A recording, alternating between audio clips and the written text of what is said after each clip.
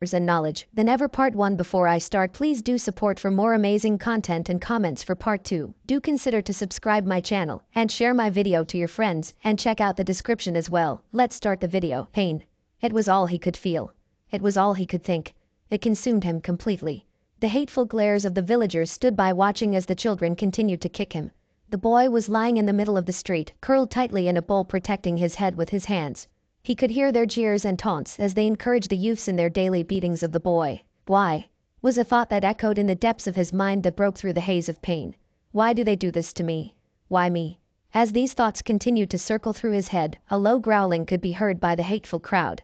They paused, listening to the noise with a growing fear. The children stopped their thrashing of the child as their parents and guardians drew them away from him. The growling slowly gained in volume. One of the braver villagers drew a kunai knife and threw it at the boy. As it pierced through the flesh of his leg, the growling suddenly changed from the low growl to a cry of pain. Ha! See, the boy is a demon. How else can he growl so at mere children? Cried the villager who threw the kunai.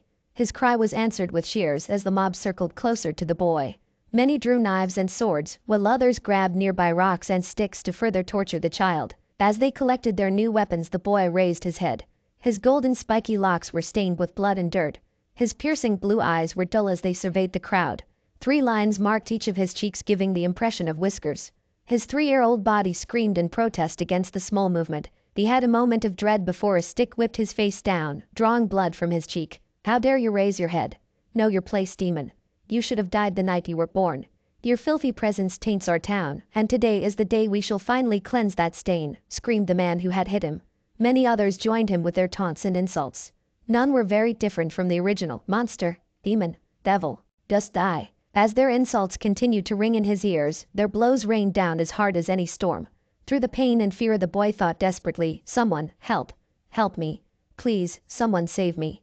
But he knew no one would come. No one ever came. No one loved him. No one cared for him. No one even liked him. All anyone ever did was hate or pity him. And the only people who pitied him were the old man and Aruka. But they could do nothing. They were powerless to stop these vicious rituals. The mob continued with their entertainment long into the night, only leaving when he finally lost consciousness. Little did they know the boy was still awake. He never fell unconscious during these beatings. There was always something that kept him there, forced him to endure the torture of the villagers. He felt a wave of sorrow and guilt from the dark recesses of his mind after this thought. The boy waved it away like he always did, not caring where it came from or why it cared. He stayed motionless for what seemed an eternity to make sure the entire mob had gone, and none stayed to give him a nice wake-up call. The blond boy got up slowly, wincing as his wound stretched and blood flowed freely down his body. As he tried to stand up, he realized both his legs were broken in several places, as well as numerous ribs and other bones. He could feel tears gathering in his eyes that threatened to drown him. Only the fear of someone hearing and finding him kept the tears at bay. So he simply laid there and waited. Waited for what always happened, waited for his body to heal. That was a few moments before he could feel the usual fire and warmth that came with the healing.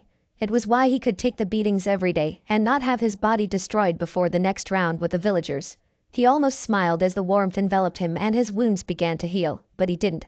He hadn't smiled for as long as he can remember. As his limbs slowly fixed themselves, the boy's thoughts turned to the village, the Land of Fire Shinobi village. The Hidden Leaf. No matter how much they beat him, insulted him and tortured him in every sense of the word, he couldn't bring himself to hate the village. Instead, it was the shinobi that were the focus of his rage. They were the ones that always started the beatings. The ones with the masks were the worst. They could find him no matter where he hid and brought him to a crowded place so more pain could be felt. The villagers were just ignorant. He felt the last of his wounds heal and the warmth fade away. With a sigh, the boy got to his feet and began the trek home. This time the ninja had brought him to the other side of the village. The boy kept to the alleyways and shadows of buildings to avoid detection. If he were to ever go for his ninja hit I-8, he would pass the stealth part with flying colors. Not that they would even consider him a ninja. Another sigh left him as he passed the gates that marked the village entrance. A sudden silence was all the warning he had before a sharp pain penetrated his back, thrusting him forward into the ground. He lay there for a moment, dazed, before he sat up and saw his mistake. The group of shinobi had just returned to the village and had seen him walking past, uninjured. So you escaped today's punishment, did you? One of them asked. He had one of the masks on, so the boy didn't see any of his facial features, just the pale face of a dog and a mass of spiky silver hair. The others were tired from their mission and just left the boy alone with new tormentor. The child felt the familiar stabs of fear as he looked at the man. Then no tea today. I've already. He never got to finish his sentence as a foot met his face with astounding force, and he was sent flying into the wall behind him.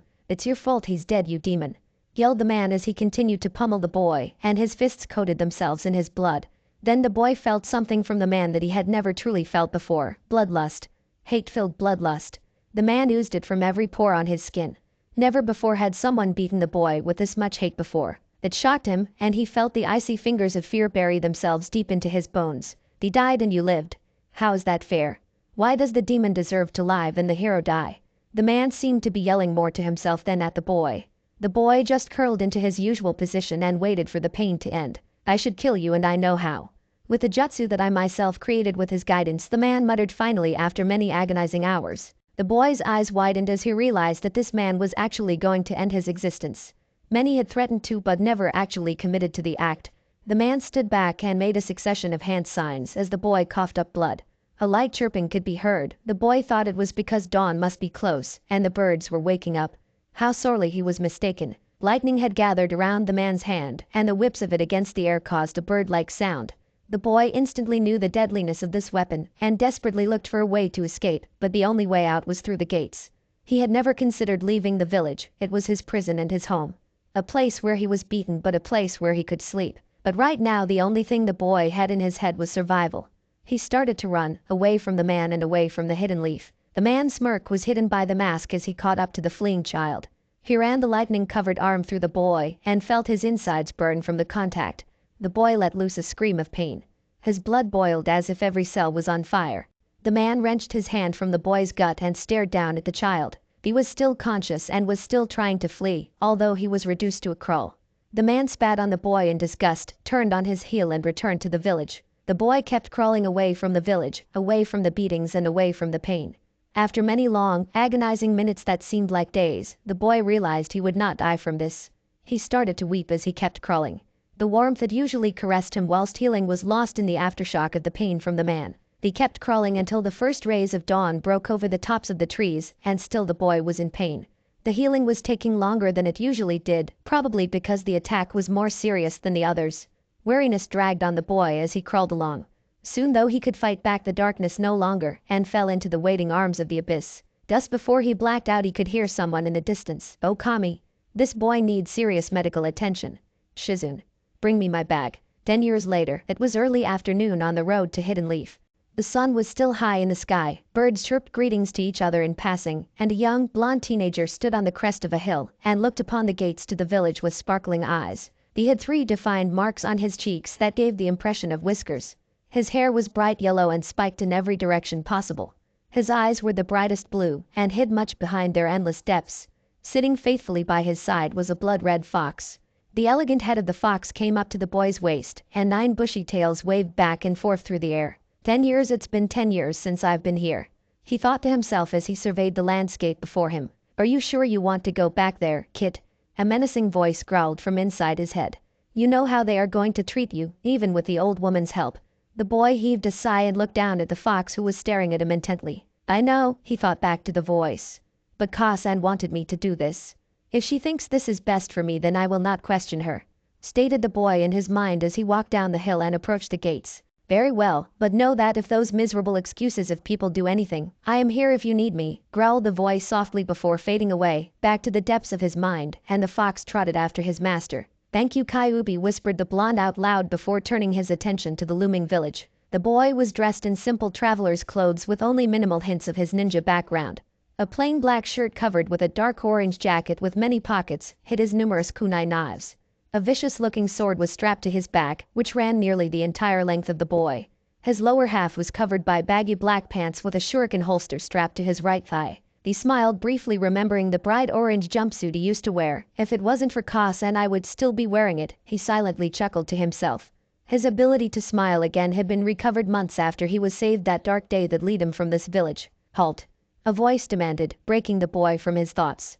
He had arrived at the village entrance, and the guard had stopped him before he walked through the gates. Sorry, I was lost in my thoughts, the boy quickly apologized. State your business, insisted the guard. Nothing in his voice hid the suspicion and caution at the sight of the large fox next to him. Yeah, I'm here to see the Hokage, answered the boy smiling. Do you have an appointment? Nope. Does the Lord Hokage know you're coming? No, is there anyone in this village who can vouch for your identity? I don't think so, no, replied the boy, pausing to think for a moment. The fox at his side chuckled silently. Then, as required by law, you must leave this village immediately or be arrested and interrogated as to your intentions within these walls, said the guard rather tiredly. Obviously he expected the blue-eyed blonde to turn around and leave, not to continue on into the village. This was what the lad was doing. Hey! Stop! Yelled the guard, grabbing him by the collar of his shirt and dragging him back. I said you had to leave, not continue walking. No, you said I had to leave or will be interrogated as to my intentions. Well, I already told you my intentions. I'm here to see the Hokage. I want to talk to him, said the boy calmly, but on the inside he was holding back from growling and throwing the man for grabbing him in such a way. His hands curled into fists. Sorry kid, but not just anybody can go and see the Hokage, let alone enter this village without some form of identification, the guard informed the boy. Oh well, why didn't you just say so? I have a letter here from Ka-san saying who I am, he replied chirpily. The ha ha ha ha. Sorry kid, but just cause your mama says you're special doesn't mean you can go and see the Hokage, laughed the man. Do you even know who my Ka-san is? Argued the boy. Just read the freaking letter, insisted the child. Okay, chortled the guard, still giggling from how much of a mummy's boy this kid was. He opened the parchment and read what was inside. Dear Hidden Leaf Gate Guard, I am well aware of your position in letting an unidentifiable person, such as the boy and fox you see in front of you, through the gates without any form of assurance he is not an assassin or a spy from a neighboring village or country. However, as true as this may be, if you continue to refuse this boy entry into the village hidden in the leaves, then I will personally hunt you down and make sure you recognize your mistake. My son and his pet are to be treated with the utmost care and consideration when entering this village. If they are mistreated in any way, then the consequences will be making you wish for death. Regards, Tsunade Senju, member of the Sannin, granddaughter to the first Hokage of Leaf, Senju Hashirama. The boy watched in satisfaction as the guard's face paled as he reread the letter 3 times. Trust Ka-san to make someone sweat from a letter, he smirked to himself. He could hear Kyuubi's laughter echo throughout his mind. Fang had a look on his face that could only be described as a grin. My deepest apologies, honorable son, exclaimed the guard. I will promptly escort you to the Hokage's building forthwith.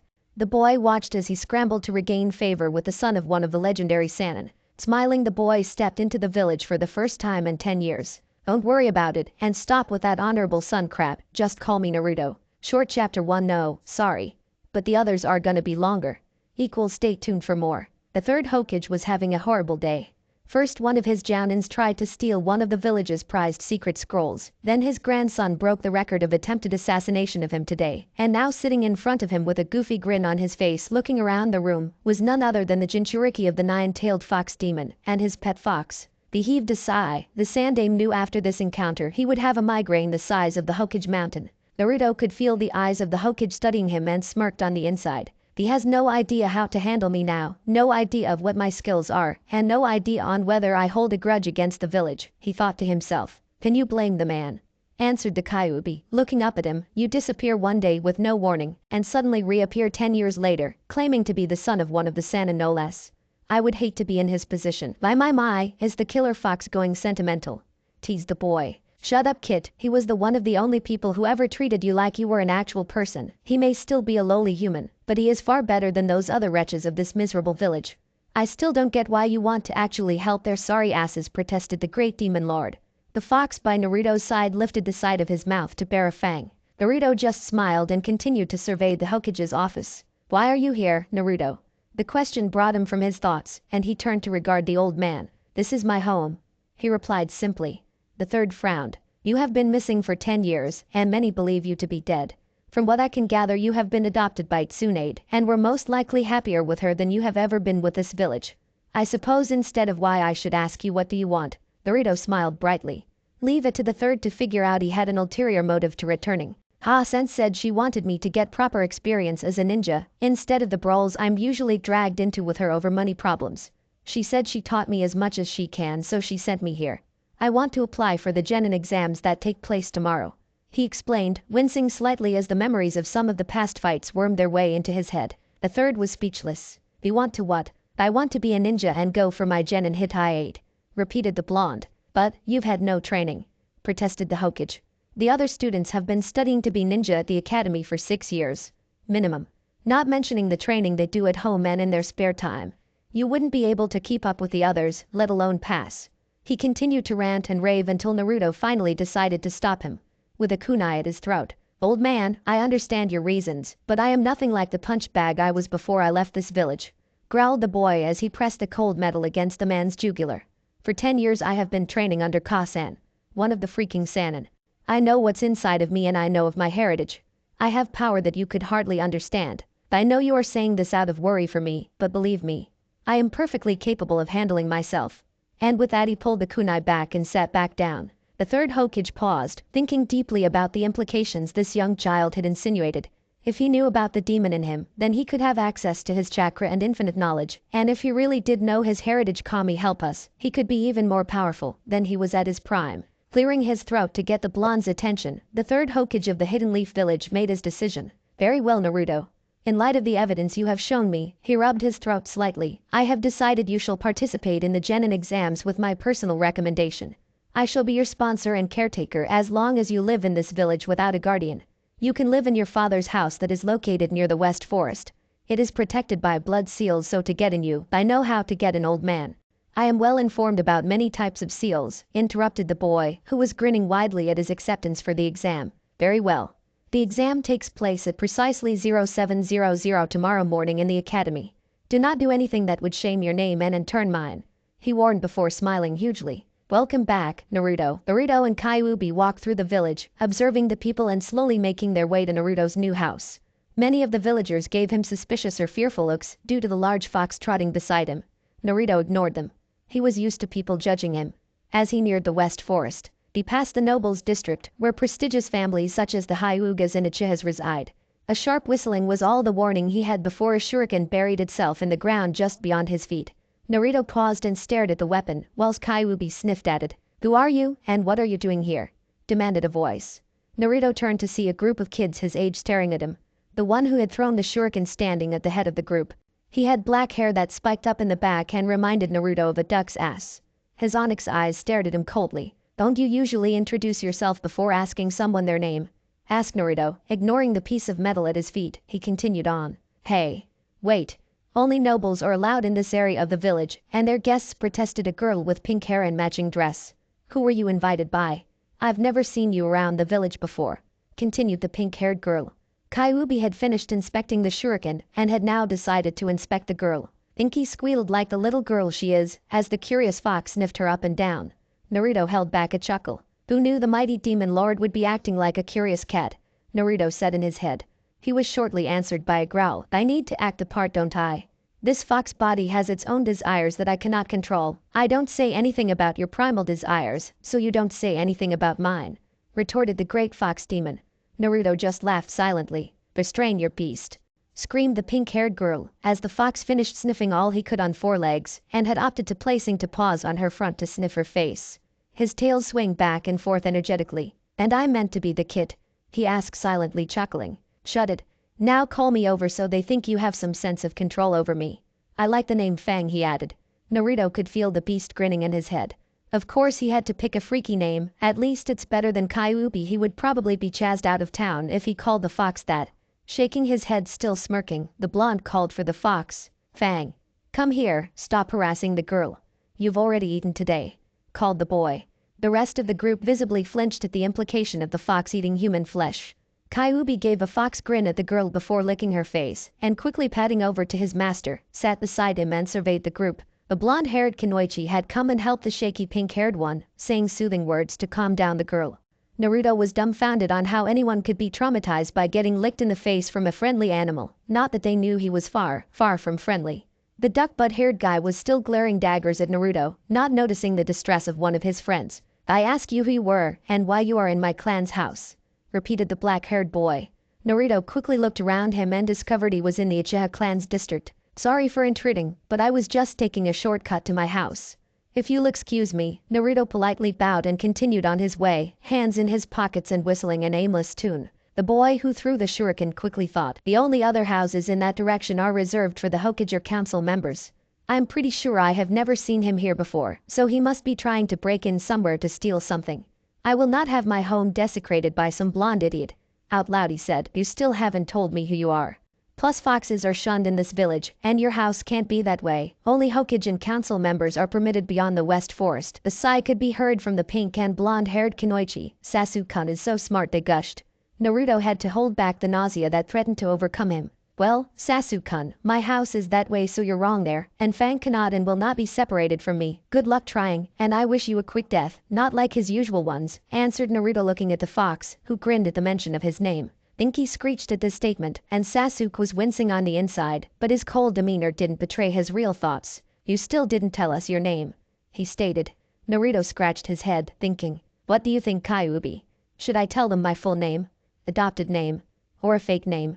He asked quietly in his mind. It's your choice, kid, but if they follow you then they'll figure it out once you get to your house. You'll save yourself a headache if you tell them now. Mind you, you'll still get a headache just now, not later, said the Kyuubi in a rather bored tone. Running his hand through his blonde hair, Naruto made his choice. My name is Naruto, he said simply, then turned around and continued on towards his house, leaving a frustrated Sasuke behind. It was everything he ever wanted in a house. It was a house of dreams. Naruto simply stared at the giant estate. It was surrounded by the forest, and only if you knew where to look could you see the house. It wasn't as grand as the Hyugas or as spacious as the Uchiha's, but it was majestic. Just by looking you could tell it once housed the strongest and wisest of all shinobi. Its 3 stories were supported by decorative banisters that made it blend into the surroundings. As Naruto stepped up to the perimeter, he felt a force that made him unable to continue forward. Frowning, he pushed against the force only to be shoved back a few feet. He heard a slight snickering from the bushes, and he frowned further. Those kids had followed him, wanting to find out where he lived. He gritted his teeth in annoyance. He should have picked up on them the moment they started following him, not now when they made a mistake. He was lucky he didn't talk to Kyuubi using his real name. He muttered a string of curses under his breath. Kyuubi bounced up to Naruto and gave him a pleading look. Naruto smiled. Don't scare them too bad, he said in answer to the look. Kyuubi yipped in joy and ran off into the forest. Have fun, he called after the fox. Smirking, he returned to the barrier around his new house and brought out a kunai. He pulled back his sleeve, baring the flesh of his arm, and brought the razor-sharp blade down. Sasuke was pissed. The pink and blonde Kunoichi, known in Sakura and Ino, followed him everywhere nowadays, and now he was trapped against a rock face by the blood-red fox that was following that suspicious blonde guy around this afternoon. The fact that Sasuke was following him is irrelevant. He was Sasuke-cha. He had the right to know anything that happened near his home. The fox grinned playful and nipped at Sasuke's feet, causing him to stumble back. His back hit a stony wall. He was alone and facing this creature. The others had fled the minute the fox had shown up in their hiding spot, hoping to find out something about Naruto, growling menacingly at them. Sasuke was the only one who stayed to fight the beast. Sasuke threw a handful of shuriken at the beast, all aiming for vital points. Kyuubi neatly dodged them all and leaped at the boy. The fox opened his jaws, presenting a line of deadly fangs, and held them a breath away from the child's throat. Sasuke froze in fear. Is this where it ends? He thought to himself. No. I still have things to do. I must avenge my family and I must kill him, were his last thoughts as the fox descended. Fang, yelled a voice. Fang, come look at this. You won't believe the stuff I found. The fox paused, his teeth seconds away from piercing Sasuke's neck. A whine came from the fox when the blonde-haired boy emerged from the tree. Naruto took one look at the scene before collapsing with laughter. Sasuke was shocked. He wouldn't admit he needed help, but to just laugh at him when he is about to be devoured by the boy's pet is beyond cold. The haha, are you getting soft in your old age, Fang? Wheezed the boy when he finally got control of the mirth that racked his body. At this the fox lifted his head, snapped his mighty jaws shut, and growled at the boy. Naruto stopped laughing and studied the boy. You're right, he doesn't, does he? He answered an unvoiced question. The fox nodded his head as if he understood what the boy said. Nah, and here I thought I would finally have some blackmail material on you, pouted the child. Sasuke was beyond confused at this one-sided conversation. What the hell are you on about? He demanded, interrupting Naruto's conversation with himself. Oh yeah, you're still here, he mused to himself. I was just teasing Fang about not scaring you off properly, but apparently you didn't run when the others did and fought back. He likes you, that's why he played with you for a bit, he said to the black-haired boy. Sasuke stared at Naruto, his mouth hanging open slightly. That was playing. The haha yeah, otherwise you would have been dead already without even seeing him, smirked the boy, amused at Sasuke's disbelief. Sasuke quickly looked at the fox that had an evil grin on its face, before it whipped a tail in its face and raced over to its master. Well, what did you mean when you said he doesn't, does he? Demanded Sasuke. Naruto quirked an eyebrow at his arrogant attitude. And pray tell, why should I explain myself to you? when you're the one stalking me and fighting with my beloved pet," Naruto countered. Sasuke was about to retort to this insolent question when a low menacing growl interrupted him. The fox, Fang, had turned his head towards the blonde-haired boy and had lifted up its hackles at the last statement. "What's wrong with it now?" questioned Sasuke wearily. Naruto just smiled goofily. He just doesn't like to be referred to as a pet. He thinks he is the almighty great Lord Fox, and people should worship the ground he walks on, for they are no better than flea-ridden meat sacks, good only for stating his pompous appetite, announced the boy grandly, as if he were introducing a noble at a ball. The effect was lost by the heavy sarcastic tone and the boy's multiple eye rolls. Sasuke snorted at this, which made Naruto gasp in surprise. "Oh. So you can laugh. I thought the stick that you so righteously shoved up your ass was stuck there permanently," grinned the boy. Sasuke frowned at this. This guy is an idiot, he thought to himself. "No. I was simply laughing at you for thinking that a mere animal can understand you," shot the steely-eyed Uchiha.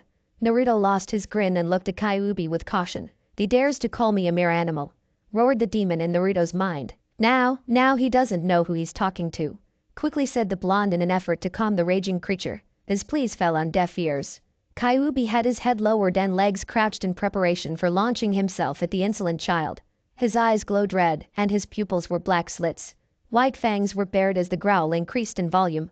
Sasuke stared at the fox, and fear blossomed in his chest. Maybe insulting the beast was a bad idea, he thought to himself before the kitsune let out a soul-shattering roar. Never before had the Uchiha heard anything so cold and bloodthirsty. The sound was layered with hate and contempt and frightened Sasuke to his core. "Ah, there it is," Naruto said quietly, cutting off Kyuubi's roar. The fox ran up to Sasuke and stared into his eyes, before giving off a little yip of approval and licking his cheek. Naruto smirked at this but decided to tease the fox about it later.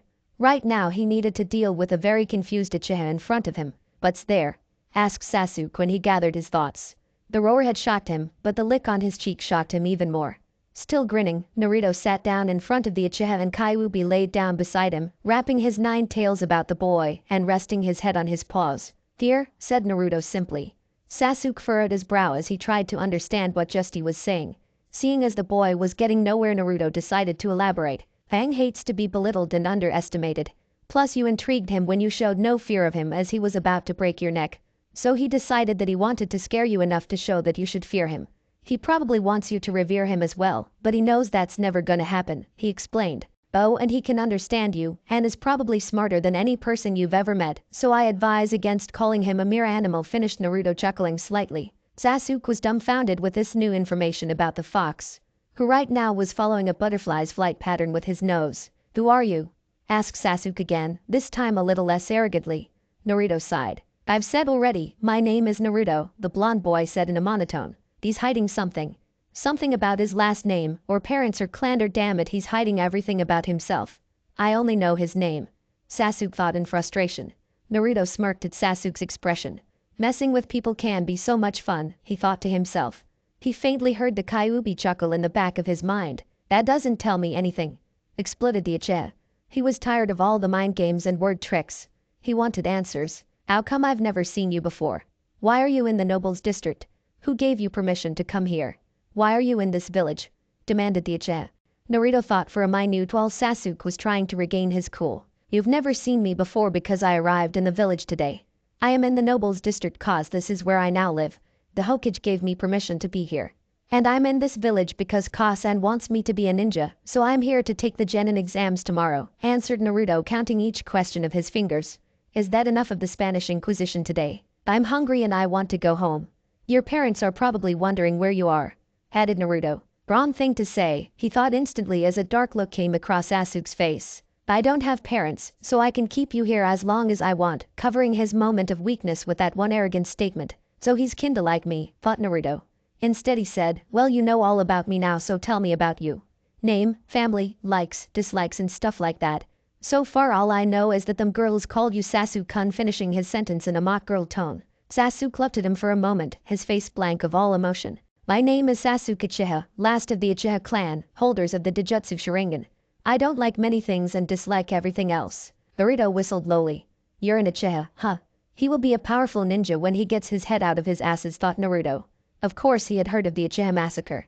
That was before he had even left the village. One of their own slaughtered everyone within the Uchiha compound, leaving only one alive, the cold-eyed jerk in front of him now apparently. Not a problem with that. demanded Sasuke. No, no. Just wondering why the great and almighty Uchiha is bothered with little old me, wondered Naruto out loud. Sasuke frowned at his disrespect of his clan, but was wondering that himself. Lots of people came into the village every day, but for some reason he felt drawn to this one strange boy. There was something about him that intrigued Sasuke and made him wary of him as well. Was it the way he carried himself? Like an animal constantly on guard, stalking its prey. Or the way his eyes held that spark of mischief that in one moment turned from amusing to deadly. Either way, there was something about this boy that made Sasuke connect with, as much as he hated creating bonds with other people. Yuke. Sasuke. Sasuke.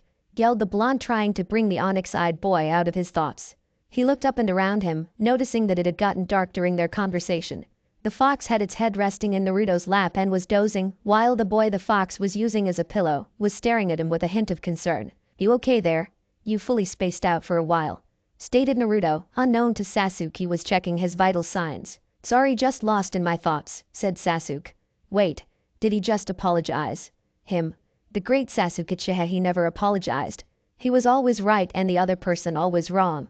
This was seriously messed up. He started to feel dizzy and got up too fast.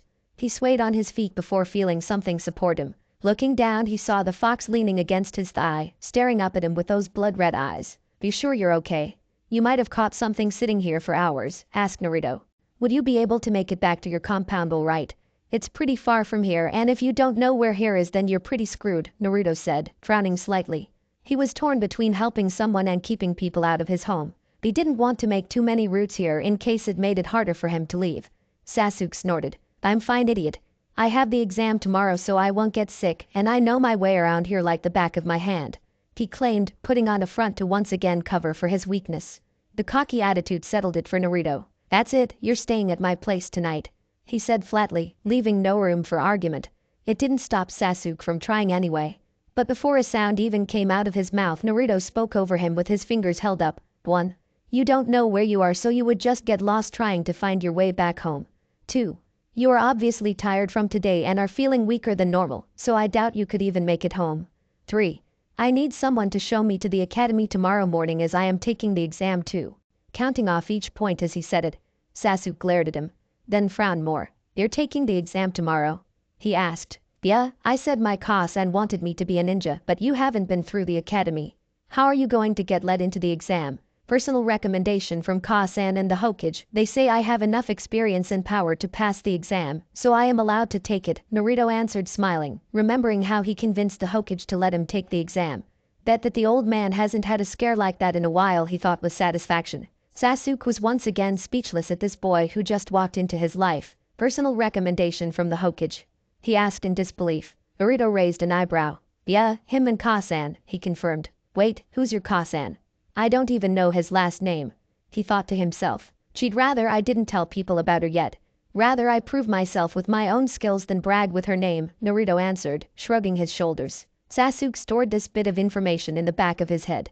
Frowning, he was torn between accepting the boy's offer, using his own stupidity, and not being able to find the academy by himself of course, or saving his dignity, and attempt to walk back to his house. The Uchiha pride won over and he stated with as much arrogance as he could muster, I have no need to take residence in your house tonight. I am perfectly capable of finding my own way home.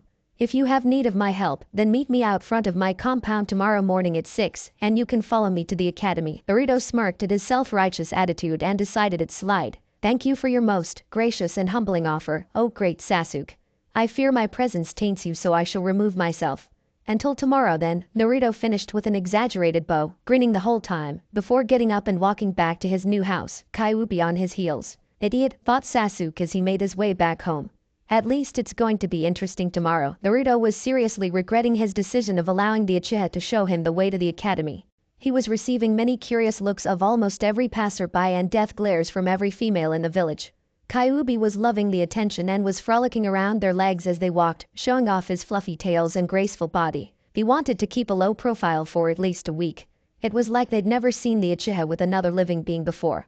Naruto snorted at this thought. Yeah, with his awesome attitude, he must be the friendliest guy here. He chuckled to himself. Sasuke looked back at the blonde and noticed his grin. But so funny, loser. Naruto frowned at this new nickname Sasuke had been so kind to give him. Their face was all he said, then ran ahead to avoid a kunai to the throat. Many of the witnesses heaved a sigh of relief. This was the Sasuke they all knew. Indifferent to everyone but when you pushed his buttons, deadly. They arrived at the academy gate slightly out of breath from the mini-war they had on the way there. Sasuke straightened up and made his face blank of all emotion.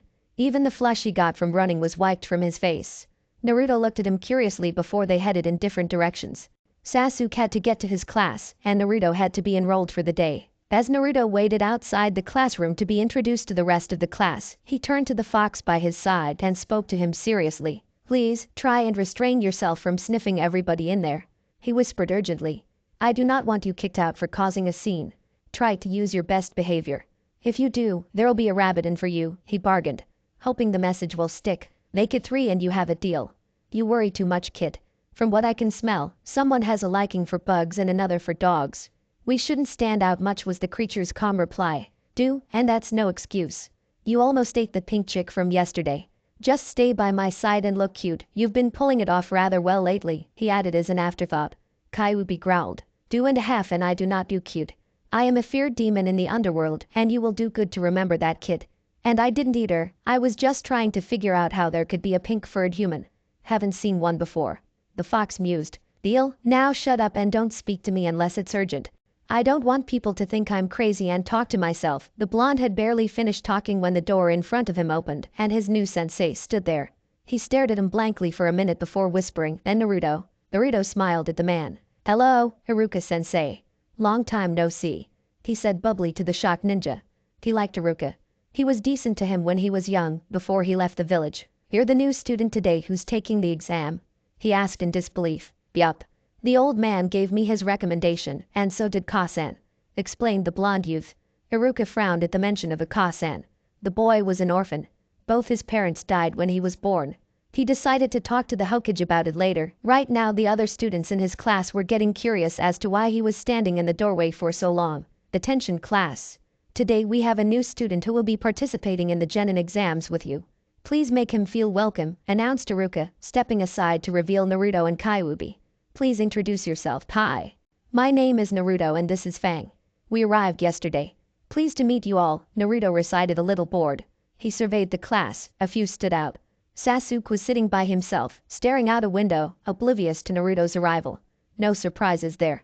The pink and blonde-haired Kunoichi were sitting directly behind him, ignoring Naruto and frowning over the dark-haired wonder. Some guy was sleeping next to another guy who was stuffing his face with chips. Naruto noticed them for their chakra signals. They were more developed than most. The last 3 that caught Naruto's eye were the ones with a funny sense.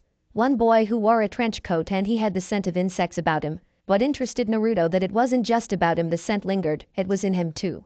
The Kunoichi that sat with him was incredibly shy and refused to meet his eyes, but her chakra signal was way sophisticated. Must be a noble, Naruto thought before he turned his gaze to the last guy. He had the scent of dogs about him and looked a bit feral too. Naruto thought he was strange with his whisker marks. This guy had claws and fangs of a dog and had out makeup on under his eyes to add to his charm. Naruto's attention was distracted by the puppy the boy who had stood up on the table and was now growling at the blonde boy and his fox. Naruto quirked an eyebrow at his behavior. "Pay. Akamaru. Calm down, will ya? What's wrong?" The dog boy asked his pet, curious as to what could get the usual docile puppy so riled up. The mutt thinks I'm invading his territory. Little does he know that all the lands are mine." The Kyuubi's voice echoed in Naruto's head. Naruto looked down at the fox that had turned its gaze towards the dog. "Boy. New kid. Get your fox to admit dominance as Akamaru's, otherwise it's gonna get hurt. And I'm not gonna be responsible for him defending his territory," shouted the dog boy, getting Naruto's attention. The blue-eyed boy looked at the other kid incredulously. "Do you think that Fang would lose to the puppy?" he asked, trying to make sure he heard right. "Hell yeah he would. Akamaru may be small, but he could beat almost everybody here," boasted the kid proudly. The rest of the class laughed at Naruto's impending embarrassment of his animal losing. Akamaru was still growling at Kyuubi, his hackle raised. The fox just yawned, causing Naruto to snort in amusement and the dog boy to stare in disbelief. No animal has ever gone against Akamaru before. The scene between the two animals had gotten the attention of the rest of the class, including Sasuke and the Kunoichi behind him. Sasuke raised an eyebrow at the scene while Pinky gave a little shriek. "That's the fox and the boy from yesterday. That fox almost ate us all. Sasuke had to fight it off for us all to escape. It should be put down," she screamed, informing the rest of the class about their little adventure yesterday. Naruto grinned and Sasuke sighed. Man, girls were annoying. Fang didn't eat anyone, he just scared you off cause you were following me, explained Naruto. And Sasuke didn't fight him off, in fact they became friends, he added with an evil smirk. Sasuke frowned at the boy, but his comeback was interrupted by a bark. Akamaru had had enough of waiting for obedience, and had launched himself at Kyuubi. Naruto was surprised when he read the dog's chakra levels, they were on par with some of the other students here. Naruto just smiled and turned to Iruka who was watching with caution. Excuse me sensei, but can I sit down now? He asked innocently, as if the animal war in front of him wasn't going on. Kyuubi just sat there as the furry projectile launched itself at him.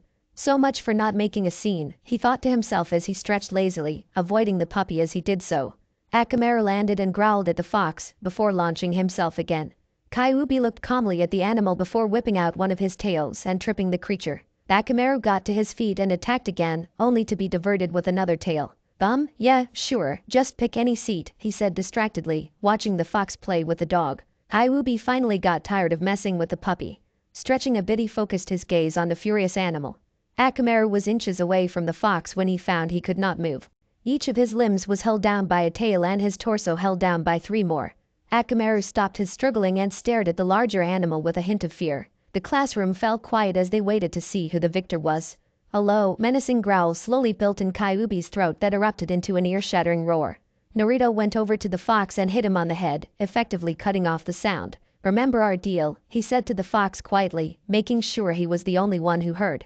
At least Kyuubi had the dignity to look bashful before he released the pup and nudged him with his nose. Akamaru stared at the majestic fox, gave a happy bark and ran back to his master, whose mouth was hanging open. Now to find a seat, thought Naruto, scanning the class before he picked the perfect one. Thank you, Naruto chirped to Iruka as he made his way to the seat he wanted, the one beside Sasuke, with his fox following faithfully by his side. Everyone in the class held their breath as Naruto took the seat, and his fox made himself comfy between the two. No one had ever dared to sit next to the Uchiha, not even his fangirls. Yet here is this boy who happily sat down beside him and turned to him and said, "Hey Sasuke, is class always this hectic? We will now begin the Genin exams. There are 2 parts as well as an extra credit that is optional. The first part is the written exam and will take approximately 2 hours. The second part is practical, and you will be tested on your ninjutsu, taijutsu and kinjutsu. For extra credit you may perform a jutsu of your choice to impress the proctors. Depending on your performance, you will become shinobi of the leaf by the end of the day. Any questions?" Iruka and another shinobi were standing at the front of the class, informing the students about the exam. Naruto looked bored. "Ka-san taught me everything I need to know, so the written will be a piece of cake. Taijutsu, ninjutsu and kinjutsu will be even easier. I don't carry that sword around for nothing," he grinned to himself, referring to the body-length sword he usually carried around, but has been kept in a storage scroll whilst in the village. Didn't want to draw more attention to him. Wonder what jutsu I should perform for extra credit, he mused silently. Unaware to him, the black-haired Uchiha was watching him closely. He doesn't look fazed in the least. Though I would have been disappointed if he got freaked over the exam after yesterday. If he is able to control an animal that powerful, he must have plenty of tricks up his sleeve, he was thinking to himself. His thoughts were interrupted though, when one of the proctors put the paper down in front of him. "You have 2 hours. Begin," barked Iruka from the front of the class. Sasuke put the blonde out of his mind as he studies the paper before him, none of it was anything new. He picked up his pencil and started answering questions. The room filled with the sound of lead on paper and many groans from students who hadn't studied enough. He was halfway through his test when he heard a light snoring. Wondering who in the class, other than Shikamaru, laziest ninja alive, would be cocky enough to sleep through the exam, Sasuke looked around the class. He didn't have to look far as the blonde-haired boy next to him answered his question. Naruto had his head resting in his arms and was completely knocked out. Kyuubi had seen that he was asleep, jumped in his lap and offered the boy his tails as a pillow. Naruto shifted in his sleep to accommodate the fox. When they both got comfy, sleep quickly claimed them again.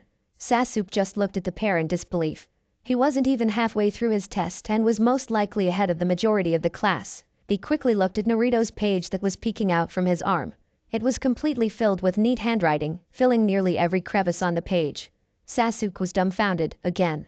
There was something this kid was hiding. How could he be so smart? He must have had intensive training. Sasuke shuddered as he remembered the hours he put into becoming as good as he is. This guy had obviously gone further. What am I thinking? I need to finish this exam, he thought, shaking himself slightly and returned to his paper. Ends down. Hand your papers to the proctors as they come down each aisle. The authoritative voice woke Naruto with a start.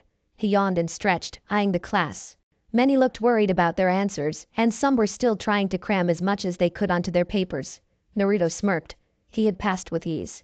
All of these questions he could have answered when he was 5. Those to show how much of a Spartan Ka-san is with her training, he thought, shuddering at the memories of Tsunade and him training.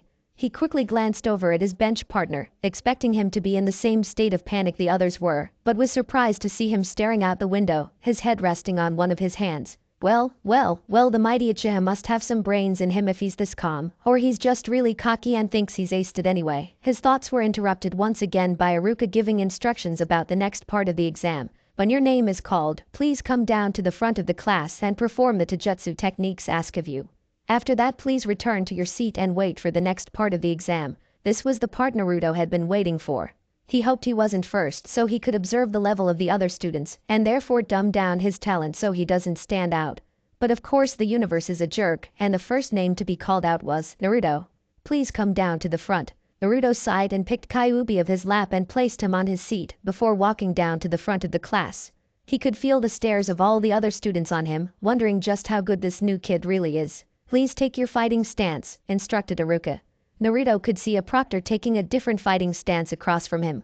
Kenji-sensei will attack you, and you will respond in the assigned techniques. Understood? Yes, sensei.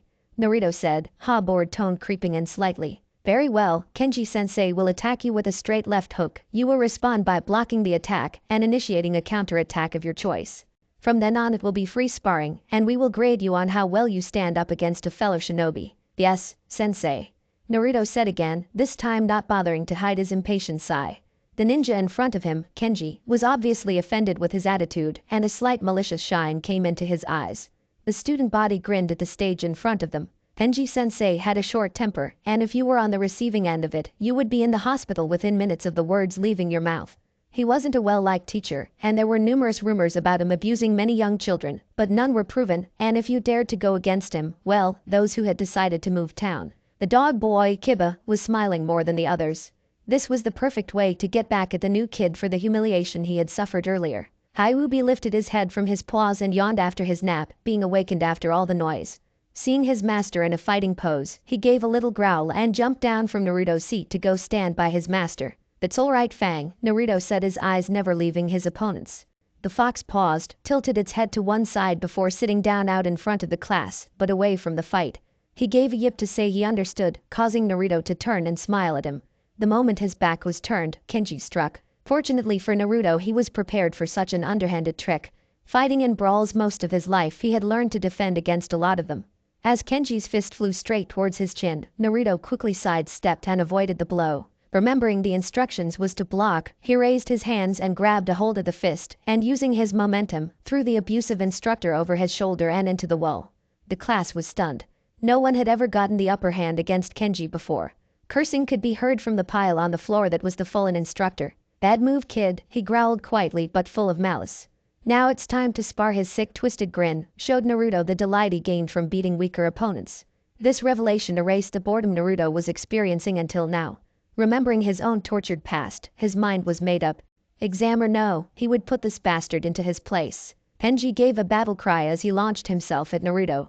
Naruto easily dodged the attack, and before Kenji could move to attack again, his gaze was filled with the sight of a black-clad foot. The force of the kick sent him flying back. Naruto could feel the nose of his opponent break when he sent him flying. Turning to Iruka, he asked, "How long do we spar for?" "First blood." Iruka looked at the once weak child and answered sadly, "Until your proctor decides whether or not you are able to pass or you fail." Iruka hated Kenji. He always failed his examinees. Never gave them a chance to fight back before he beat them to a bloody pulp. And there was nothing he could do about. The rest of the class must have known this, because Naruto could hear murmurs of sympathy and the distinct sound of people betting on how bad his injuries will be. He smirked. They had no idea. The kunai broke through his thoughts. Naruto grabbed the projectile in midair and threw it back at his enemy, just scraping his cheek to leave a line of blood there. Kenji looked furious, his face a bloody mess. Never before had some student ever been able to hit him. He was going to make this brat pay. I hereby merge Naruto's 2 practical exams into one sparring demonstration. The Kenjutsu and Taijutsu exam will now commence, stated Kenji with an evil smirk. Gasps were heard around the classroom. Kenji had basically given himself the right to torture this boy, under the impression of an exam. Even Kiba had lost his smirk and felt sorry for the guy. Sasuke showed no expression on his face and just raised an eyebrow at the situation. But on the inside he was secretly dying with anticipation for what was going to happen.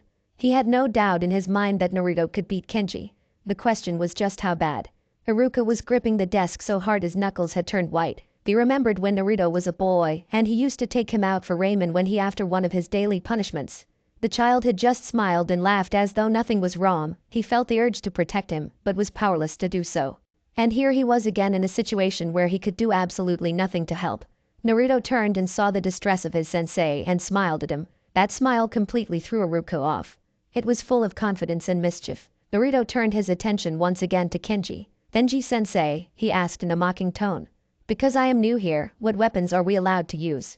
Because I'm not sure if the ones I have are legible." Iruka butted in before Kenji could make up any more rules that would put the boy at a disadvantage. "Kunes, shurikens, katanas, swords, senbon needles, axes, maces, anything that has a blade or can be used to hurt your opponent basically," listed Iruka, glaring at Kenji as he stated the weapons. "Bow, sweet, fang."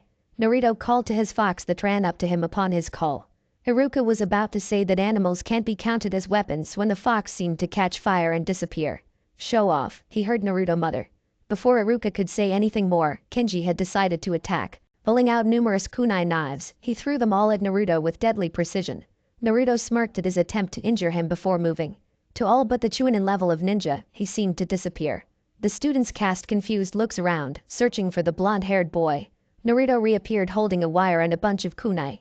He was leaning casually against a desk. Sasuke followed the wire, and his eyes widened in surprise. A senbon needle was stuck through the wall on the opposite side of the classroom, and it had passed through the hole at the end of every kunai Kenji had thrown at him. The kunai knives he was currently holding were proof of this, as they had Kenji's clan symbol engraved on them. As the class grasped what has happened, many stares of disbelief fell onto the new boy. Just how did he throw that needle with enough force to pierce the wall? Was the only thing running through Sasuke's mind. The entire class seemed to freeze as all eyes fell on boy out front. Iruka cleared his throat, Kenjutsu accuracy. Pass. Kenji growled with hatred at the boy. How dare he make a fool of him? He would put this brat in his place if it was the last thing he would do. Waves of killing intent hit the classroom like a tsunami.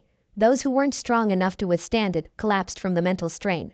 The only students who stayed conscious were the ones that had caught Naruto's eye earlier. Naruto felt the bloodlust coming from Kenji and quirked an eyebrow at the man. "Wow, you really hate to lose, don't you?" he asked the man, with his head tilted to one side, giving him the look of innocent curiosity. Kenji growled again and quickly made a seal with his hands. "No, Kenji. Ninjutsu is not permitted," Iruka yelled, hoping the man would stop. But once again, the universe is a bitch, and Kenji completely ignored Iruka and completed his jutsu. "Shadow clone jutsu," he yelled, and the classroom was filled with copies of Kenji. Naruto looked around, mentally counting the clones of his adversary. Iruka growled in frustration. Turning to one of the onlooking shinobi he barked, "Go get the Hokage now. Tell him that Kenji is abusing the new student." Nodding, the ninja vanished to report to the Hokage. Naruto was thinking, there's about 60 of them, whom could be trouble. Where the hell is Kyuubi? Just as he was contemplating the whereabouts of the fox, a ball of fire appeared by Naruto's side, the kitsune in the center of it. Naruto's large blade was strapped to his back. "Well, it's about time," grinned the blonde, retrieving his weapon from the animal's back. Kyuubi gave a happy yip before running back to Naruto's seat. Changing his mind, Kyuubi decided to jump onto Sasuke and make himself comfortable. Sasuke raised an eyebrow at the fox, but allowed him to settle before turning his attention back to the fight. Naruto wielded his sword with ease and got into a fighting position. Kenji smirked at the boy's confidence. His clones surrounded him. "Just cause you got yourself a big-ass sword doesn't mean you're not gonna get whooped," he bragged. Naruto just smiled, showing all of his teeth in a very fox-like grin, saying nothing. Kenji grunted in frustration at not being able to provoke his opponent. Grabbing a kunai from his pocket, his clones copying him, he attacked. Naruto surveyed the oncoming rush of Kenjis calmly before swinging his blade and decapitating 4 of them. The clones poofed out of existence. Avoiding a kunai aiming at the back of his head, Naruto did a neat backflip, his legs kicking out and destroying 2 more clones. He then couched, stuck out his sword and turned, making another 10 clones disappear. The real Kenji was hanging back, out of danger, and watched as clone after clone was destroyed by the one-man whirlwind. Naruto started whistling a tune as he crushed the one-man army. "Oh, new kid." The cheer made the clones stop and look at the boy who yelled it. Kiba was standing now, and blushed when the attention turned onto him. "It's about time someone kicked this jerk's ass," he yelled. Akamaru barked in agreement. Naruto grinned. "Shut up, dog boy." You're distracting him. The blonde-haired Kunoichi screamed. Come on, Naruto. She added, cheering him on also. Bite me bimbo. Yeah. Naruto. Retorted Kiba, adding another cheer on at the end. I've never been cheered before, thought Naruto, smiling at the new feeling. Usually it's the complete opposite. His good feeling was cut short when he noticed Kenji decide to silence the dog boy with a kunai knife. Blood splattered onto the desk as the kunai tore through fabric, flesh and muscle. Silence reigned supreme in the class, only broken by a grunt of pain and heavy panting. Kiba's mouth hung open as he stared at the back of the blonde-haired boy who had taken the kunai for him. Instead of it piercing his neck, like planned, it was now lodged in Naruto's shoulder, rendering his left arm useless as nerves and muscles were severed. Kenji grinned at the result. It wasn't what he aimed for, but it was still a very good outcome for him. His clones took advantage of the situation and punched Naruto in the jaw, sending him flying across the room. A loud crack was heard when his fist connected with his face. Kyuubi had been watching calmly so far, but when the kunai had struck Naruto, he had gotten up for bristling. As Naruto was flying across the room, he roared. Sasuke looked at the fox in surprise. He thought nothing fazed this thing, obviously he was wrong. Kyuubi ran over to Naruto, stood over his bleeding body, and growled at the approaching enemy. Hut tut, animals are forbidden in this exam. If your furball attacks me, that's an instant fail. Kenji scolded in a sing-song voice, mocking the downed student. Kyuubi growled again, each of his tails fanning out behind him, hiding Naruto from view. Hang, that's enough, a voice ordered. Kyuubi looked over to where his name was called and narrowed his eyes. The Hokage had finally arrived. I do not know what has happened so far, but if you interfere with this sparring match, then Naruto will be failed immediately. Stand down. The Hokage said, authority ringing in every word. Kyuubi just growled and did not move. Seriously Fang, I know I'm your favorite person and all, but you're overreacting. Go back to Sasuke. Kyuubi turned around to discover his face was mere inches from Naruto's. Ouch, my head hurts, he stated, rubbing his jaw. That was a haluva punch.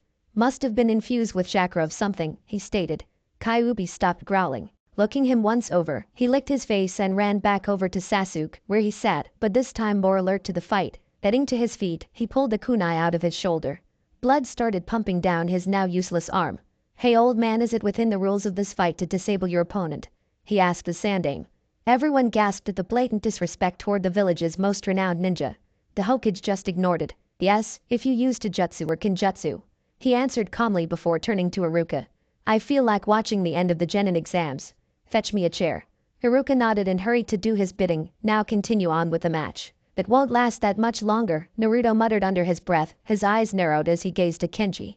Kenji had paled when the Hokage had stepped into the room, but was once again full of confidence as no one could prove he had done anything wrong. Smirking, he faced his injured opponent once more, only to find he wasn't there anymore. The agonizing pain he felt on the back of his head was the only warning he had of his adversary moving. He was blown forward but was stopped just before he hit the ground by a sharp yanking feeling on his wrists. He was unable to shake the stars from his vision before Naruto got to his legs with the wires. He was now suspended, face down in midair, by thin wires attached to kunai knives which had been stabbed into the walls. Naruto calmly walked up to his helpless prey and stood behind him. This is for the attempt to harm the innocent bystanders, he stated. His tone would have made icicles jealous for how cold it was. Sasuke never thought that such a happy-go-lucky guy could have such a voice as emotionless as this. Kyuubi was grinning like the fox he was when Naruto lifted his leg and kicked Kenji, as hard as he could. Bride in the crown jewels. Every male in the room was wincing as a definite squishy sound could be heard. The Kunoichis laughed and cheered at this, making Naruto smile weakly. Naruto turned to the line of shinobi proctors, who were staring at him open-mouthed. So, do I pass? He inquired. Seeing as how all of his proctors were in a state of shock, no one had ever dreamed of the day when Kenji would have been not only defeated but totally humiliated. The Hokage made the announcement. Naruto passes both the Taijutsu and Kinjutsu portion of the Genin exam, he said in a clear voice. Please go see a nurse for your injuries. He added as Naruto walked past him on his way back to his seat. Nah, I'm good. Fang can heal me. He grinned at the shocked expressions of his fellow classmates as he stated this fact. When he returned to his seat, Kyuubi placed his nose on his shoulder and closed his eyes. Red chakra covered his shoulder, giving off a faint glow. Everyone in the class was watching intently as the wound began to heal. When Kyuubi removed his head, the only trace of the injury left was the tear in his clothes. Naruto thanked the fox before turning to face the front of the class. So, who's next? The rest of the Taijutsu and Kinjutsu part of the Genin exam concluded without incident. That was, after they had revived everyone else from Kenji's bloodthirst. Naruto noticed that only the ones who had managed to stay conscious put on a good show. Sasuke was easily the best, excluding himself, passing the exam with flying colors and knocking out his sparring partner. The shy girl shocked him when he discovered she was from the Hyuga clan. Her name was Hinata. The other two Kunoichis, Sakura Haruno and Ino Yamanaka, he learned was their names, were pretty average with nothing really outstanding about them, but still above the others. The lazy guy, Shikamaru Nara, who was sleeping, he suspected had a very high IQ. The guy who was constantly eating, Choji Akimichi, was incredibly strong. The one who had the smell of bugs through him, called Shino Aburam, was very calm and accurate, no doubt a tracking ninja, and the guy with the dog, Kiba Inuzuka, had a very strong natural instinct, very similar to his own. We will now commence with the final part of the exam. Please follow us to training room 4. Haruka instructed to the class. Naruto and Kyuubi got up to follow the rest of the class. They had no idea where they were going. When they arrived at training room 4, Naruto paused and admired the room. It was very large and spacious with high ceilings and timber floors, ideal for sparring and target practice. On the other side of the room were 2 gigantic double doors. Naruto couldn't think of a reason why they were so big. When we call your name, please move to the center of the room. There you will perform a transformation, escape and clone jutsu. A minimum of 3 clones is required. Once you have completed these tasks, you may perform a jutsu of your choice to gain extra marks. First up, Sasuke. Sasuke walked up to the proctors calmly, no emotion on his face. You may begin when you are ready, Haruka said, giving Sasuke room to perform his jutsu. Sasuke just nodded and started making the hand signs for the transformation jutsu. As expected, he did all of the required jutsu flawlessly. Naruto was curious to see what his extra credit jutsu would be. He was definitely above the rest, so his jutsu must be fairly impressive. As Naruto watched, he made the hand signs for snake, tiger, monkey, boar, horse, and tiger. So it's a fire jutsu, huh? Thought Naruto, just as Sasuke yelled, higher style. Great fireball jutsu. Fire erupted from his mouth as a massive ball of flame burst into life in front of him. Naruto was impressed. Goodness gracious, great balls of fire, he sang under his breath, causing Kyuubi to snort in amusement. Haruka was glad he gave the Ichiharum, otherwise he would have been barbecued. Extra crispy if the burn marks on the roof, walls and floor were any indication. He cleared his throat to get everyone's attention. Thank you, Sasuke, please return to the others. Sasuke just huffed and walked back, trying his hardest to avoid the predictable onslaught of fangirls. No such luck. Omagid Sasuke-kun. That was amazing. You're such a suck-up, Sakura. I knew Sasuke-kun would do something this incredible. I never thought he could do anything less than mind-blowing. Gushtino. Naruto snorted in amusement. How he did not envy Sasuke at this moment. Seems like he picked up another fan too, Naruto thought in his head. He had to hold a hand over his mouth to stop himself from bursting out with laughter. Kyuubi had run up to the young Uchiha and was now skipping circles around the boy. Sasuke eyed the fox before patting his head. Kyuubi gave a happy yip and continued to show his appreciation for the fire jutsu. That almost sent Naruto over the edge. His sides were shaking, and his brain was fuzzy from the lack of oxygen. Kyuubi must have sensed that Naruto was suffering somehow and turned to look at the boy. He almost growled when he found out it was from laughing too hard. And what do you think you're laughing at, kid? Keep in mind your answer will affect the length of your life. Kyuubi growled menacingly in Naruto's mind, which only made Naruto laugh harder. Oh, nothing great and powerful, fox demon, Naruto gasped when he finally controlled his mirth. Just didn't know that seeing fire jutsu made you act like a fluffy kitten. I'll have to remember you have a fire fetish the next time I really piss you off. He managed to say before losing his control and fell to the ground in giggles. The class of onlookers stared at him as if he grew a second head. Sasuke raised an eyebrow. Naruto noticed he did that a lot, probably did weights with it or something, whilst Kyuubi just growled. Haruka was surprised that the boy could laugh like that. After all the torture and beatings he went through, he would have expected the child to never smile again. But here he was, literally rolling on the floor with laughter. He smiled at the boy, happy that he could find joy in his life. We shall now continue on with the exams, one of the proctors stated clearly, interrupting Naruto's fit of laughter. Next is Ryoma Walker. Naruto tuned out after that, only paying attention to the final jutsu of the ones that caught his eye. Again it was the ones he noticed earlier. Shikamaru performed a shadow possession jutsu. Kiba did a drill-like technique called Fang over Fang. The Hyuga girl showed off her Byakugan Dijutsu. The loud Ino girl overshadowed someone's mind, and the very loud Sakura chick demonstrated perfect chakra control. The fat guy, Choji, expanded a part of his body, whilst the quiet bug guy, Shino, summoned a swarm of, you guessed it, bugs. Finally it was Naruto's turn. He was still undecided as to what he should perform for extra credit. As he stepped up to perform his jutsu, he noticed that everyone was paying attention to him. Even the slacker, Shikamaru, had an alert look on his face. Naruto's sweat dropped. So much for lying low, he thought. He heard Kyuubi faintly chuckle in the back of his mind. It's your fault for showing up earlier. Now, have you decided on your final jutsu? No.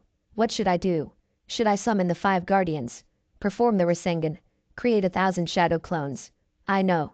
I'll do the sexy jutsu. That's bound to knock them out.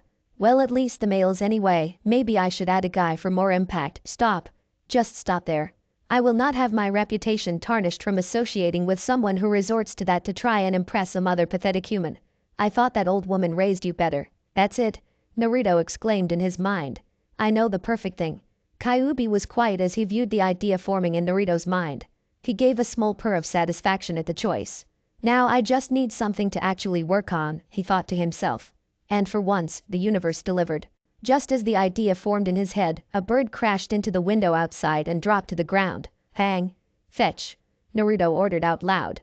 Kyuubi gave a growl as he was referred to in a way that is usually favored for dogs, but went to do his master's bidding anyway. Naruto, you may proceed to perform a jutsu for extra credit, Haruka informed him. Naruto nodded and sat down in the middle of the room. Reaching into one of his pockets, he pulled out a scroll.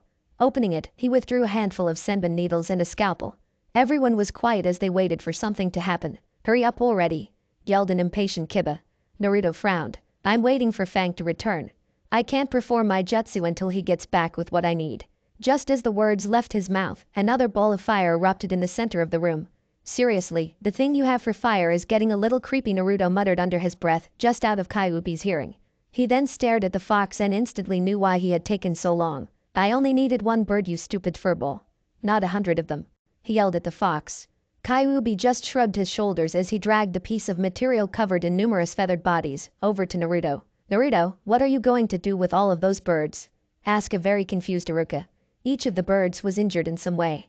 Some had broken wings, others had gashed across their stomachs from different predators, but most had broken necks and were paralyzed, most likely from what the first bird had done, and flown into a window. I'm going to heal them, he said simply. Can someone open the doors? He asked, looking at one of the other proctors. He nodded and headed over to the large double doors on the other side of the training room. Naruto turned his attention back to his patients, ignoring the disbelieving stares he was receiving from his fellow classmates. He pulled some more senbon needles out of his scroll and threaded a wire through the ends of each, connecting them all.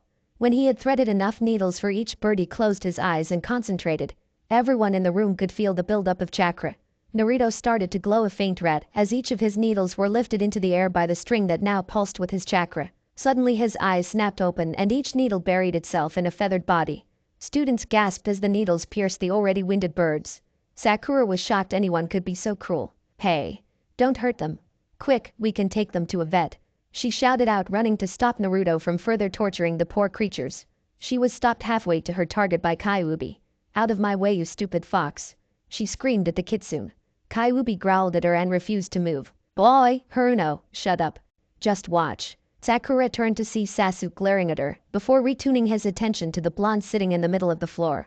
Naruto's eyes were glazed and had not noticed the outburst. The pulsing sting of chakra was now being channeled into the birds' bodies by the senbon needles. Each animal connected to the string was engulfed in red light. Naruto brought his hands together and did a series of hand signs so quickly, none could follow with the naked eye. Jiu style. Kitsune Ryaiki. He yelled and yanked on the thread, pulling all of the needles out of every bird. The result was instantaneous. Immediately the flock of birds took flight, flying as high as the ceiling would allow them. Kyuubi turned and yipped at them before running out the door. The flock of birds turned and followed the fox out to freedom. Naruto got up and stretched, burying the morbid memory that arose from hearing the sound of many birds.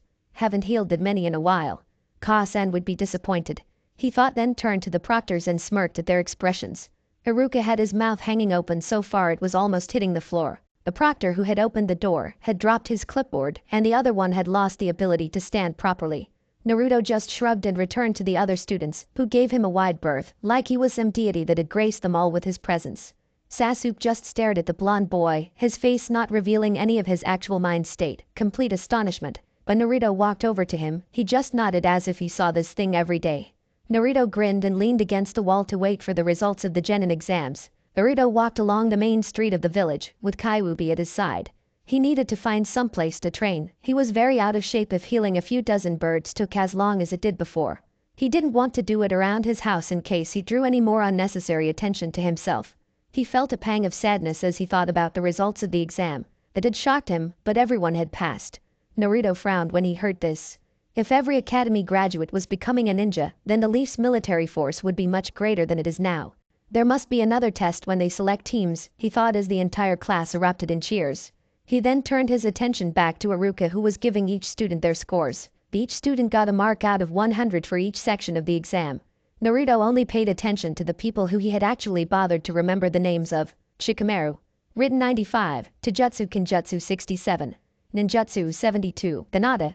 Written 69, Taijutsu Kenjutsu 73, Ninjutsu 71. Ino. Written 58, Taijutsu Kenjutsu 62, Ninjutsu 65. Sakura. Written 97, Taijutsu Kenjutsu 55, Ninjutsu 56. Sasuke.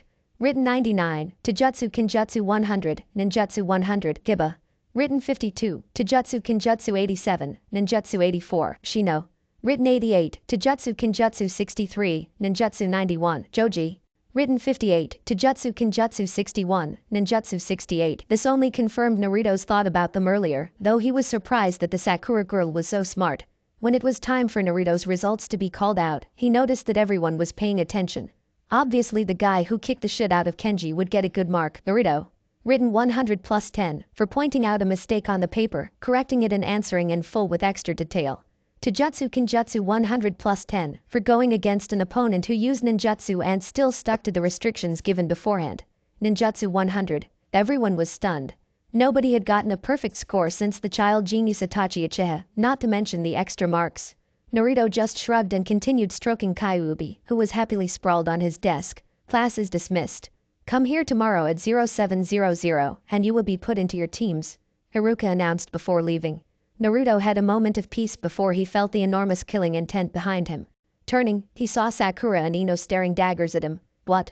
He asked, slightly unnerved by their glare. How dare you? They screeched in unison. How dare you beat Sasuke?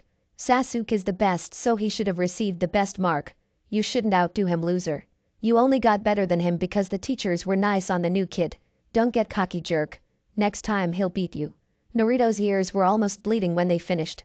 He turned, looked at Sasuke and quirked a brow. Silently asking, WTF? Sasuke just shrugged, silently replying, I've learned to ignore them, not my problem. He got up to leave, ignoring his incredibly loud following. See, now he's in a bad mood. Stay away from us from now on, jerk. Yeah, just leave us alone. Why did you make Sasuke-kun hate us? Just go die. The fangirls harped at him. Naruto's eyes widened before he plastered his face with a bright fake smile. Kyuubi growled at the girls and stalked towards them menacingly. Don't fang, he said with false happiness, rising from his chair. It's okay. He headed towards the door, passing Sasuke on his way, who was staring at the emotions playing in Naruto's eyes. As Naruto passed him, he heard the blonde boy mutter, I'm used to it anyway. Sasuke raised his eyebrows at this statement and was about to talk to the boy, but he had walked out of the class. He stared at the spot where the blonde-haired boy just was, wondering what that kid had endured to give his eyes such a look of sadness and suffering. But what really surprised him was the depth of the loneliness he saw just like him. His attention was diverted when he heard a scream. Fang was advancing on the girl still, he noticed. The fox's blood-red eyes held nothing but contempt and hatred for the panicky females. His teeth were bared, as if the animal could only dream of burying them in the flesh of the screechy Kinmochi. Sasuke sighed. He would have to stop him, otherwise the fox would kill them, and he liked the creature, though he would never admit it, but he knew if he did stop the enraged fox, the girls would fawn over him even more, thinking he cared enough about them to save them. He sighed again. He was such a self-sacrificing child, he thought to himself. Fang, Naruto has left without you, he simply stated before heading out the class. Fang looked up and saw his master wasn't there. He gave the girls one last hunger-filled look before bursting into flames and disappearing. Sasuke-kun is so brave, Naruto sighed. I shouldn't let things like that get to me. I should be used to it by now, but no matter how much he thought this, he still felt like a hole had been torn through his heart. Kyuubi looked up at the boy and saw a look on his face that was all too familiar to him. Naruto had automatically placed that overly bright smile on his face, but it didn't reach his eyes. Although he would never admit it, even to himself, this frightened Kyuubi more than anything else. The fake smile hid the turmoil of emotions the boy was feeling on the inside. When like this, he's almost like a different person. Naruto sighed. Well, let's find that training spot. Wouldn't want Ka-san to get disappointed in me. His smile became more genuine as he thought of his adoptive mother. It was days like today that Kyuubi was thankful to all the demon lords in hell that the violent women found Naruto that day. Who knows what would have happened if she hadn't, he thought, remembering that painful day. Flashback, Naruto slowly and painfully returned to consciousness. Every muscle in his body was screaming at him in pain. Every nerve and fiber of his being felt like it was on fire. Never had he ever wished for death more. Tears gathered in his eyes as the pain increased, if that was even possible at this point. He could not move, could not shift himself in any way to alleviate the mind-numbing pain. The whimper escaped his throat that caught the attention of the nearby women, who Naruto had not noticed due to the pain. "You're awake, you should still be in a coma for another month at least," she exclaimed as she started checking his vitals. Naruto remained silent, except for the small groans and gasps of pain he was unable to suppress. "Can you tell me your name?" she asked kindly. Naruto gazed at her with his once bright blue eyes, so full of life, now dead and listless. The woman had blonde hair, tied back into two pigtails.